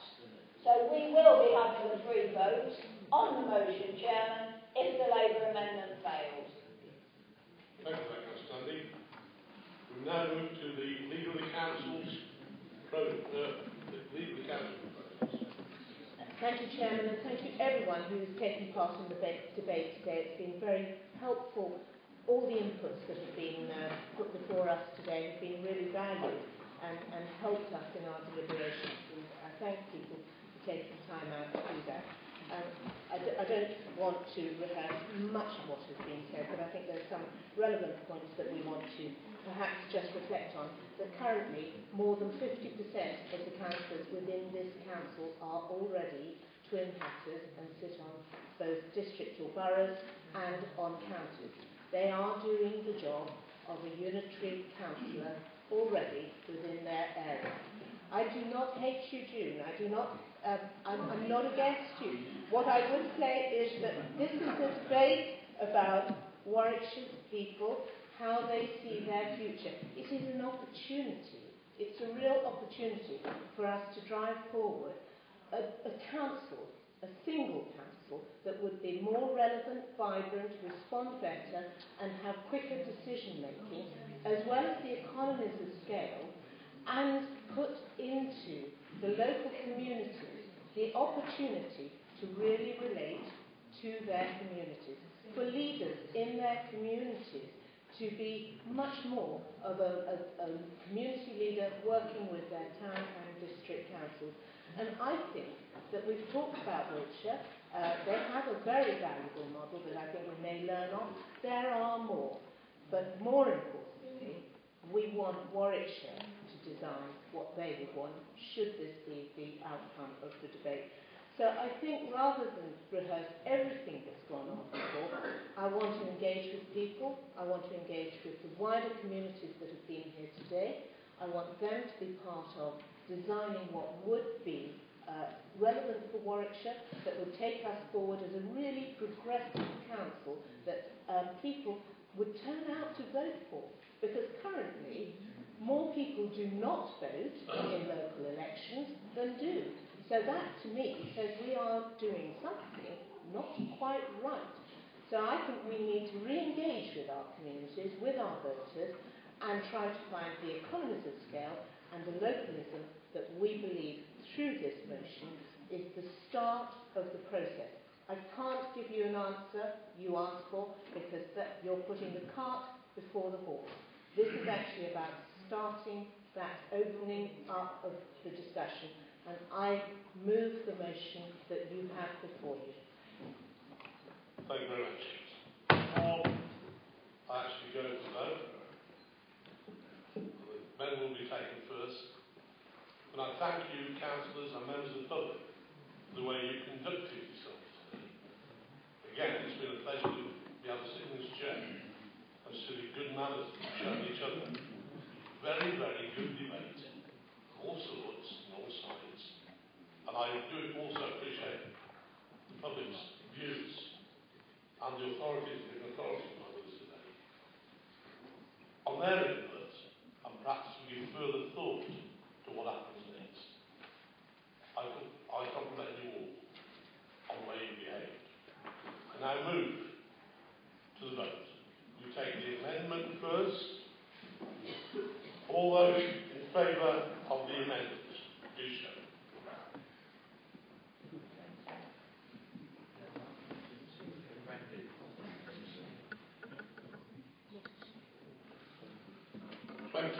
All those against.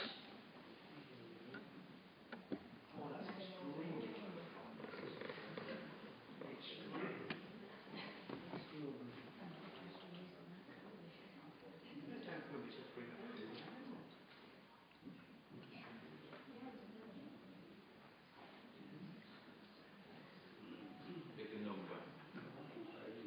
36. The amendment is lost. We then move to the substantive motion, which has been put. All those in favour?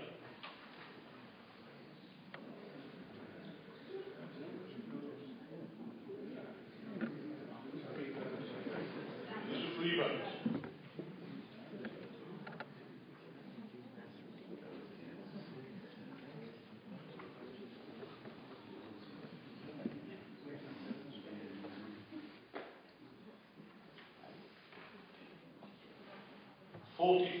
All those against.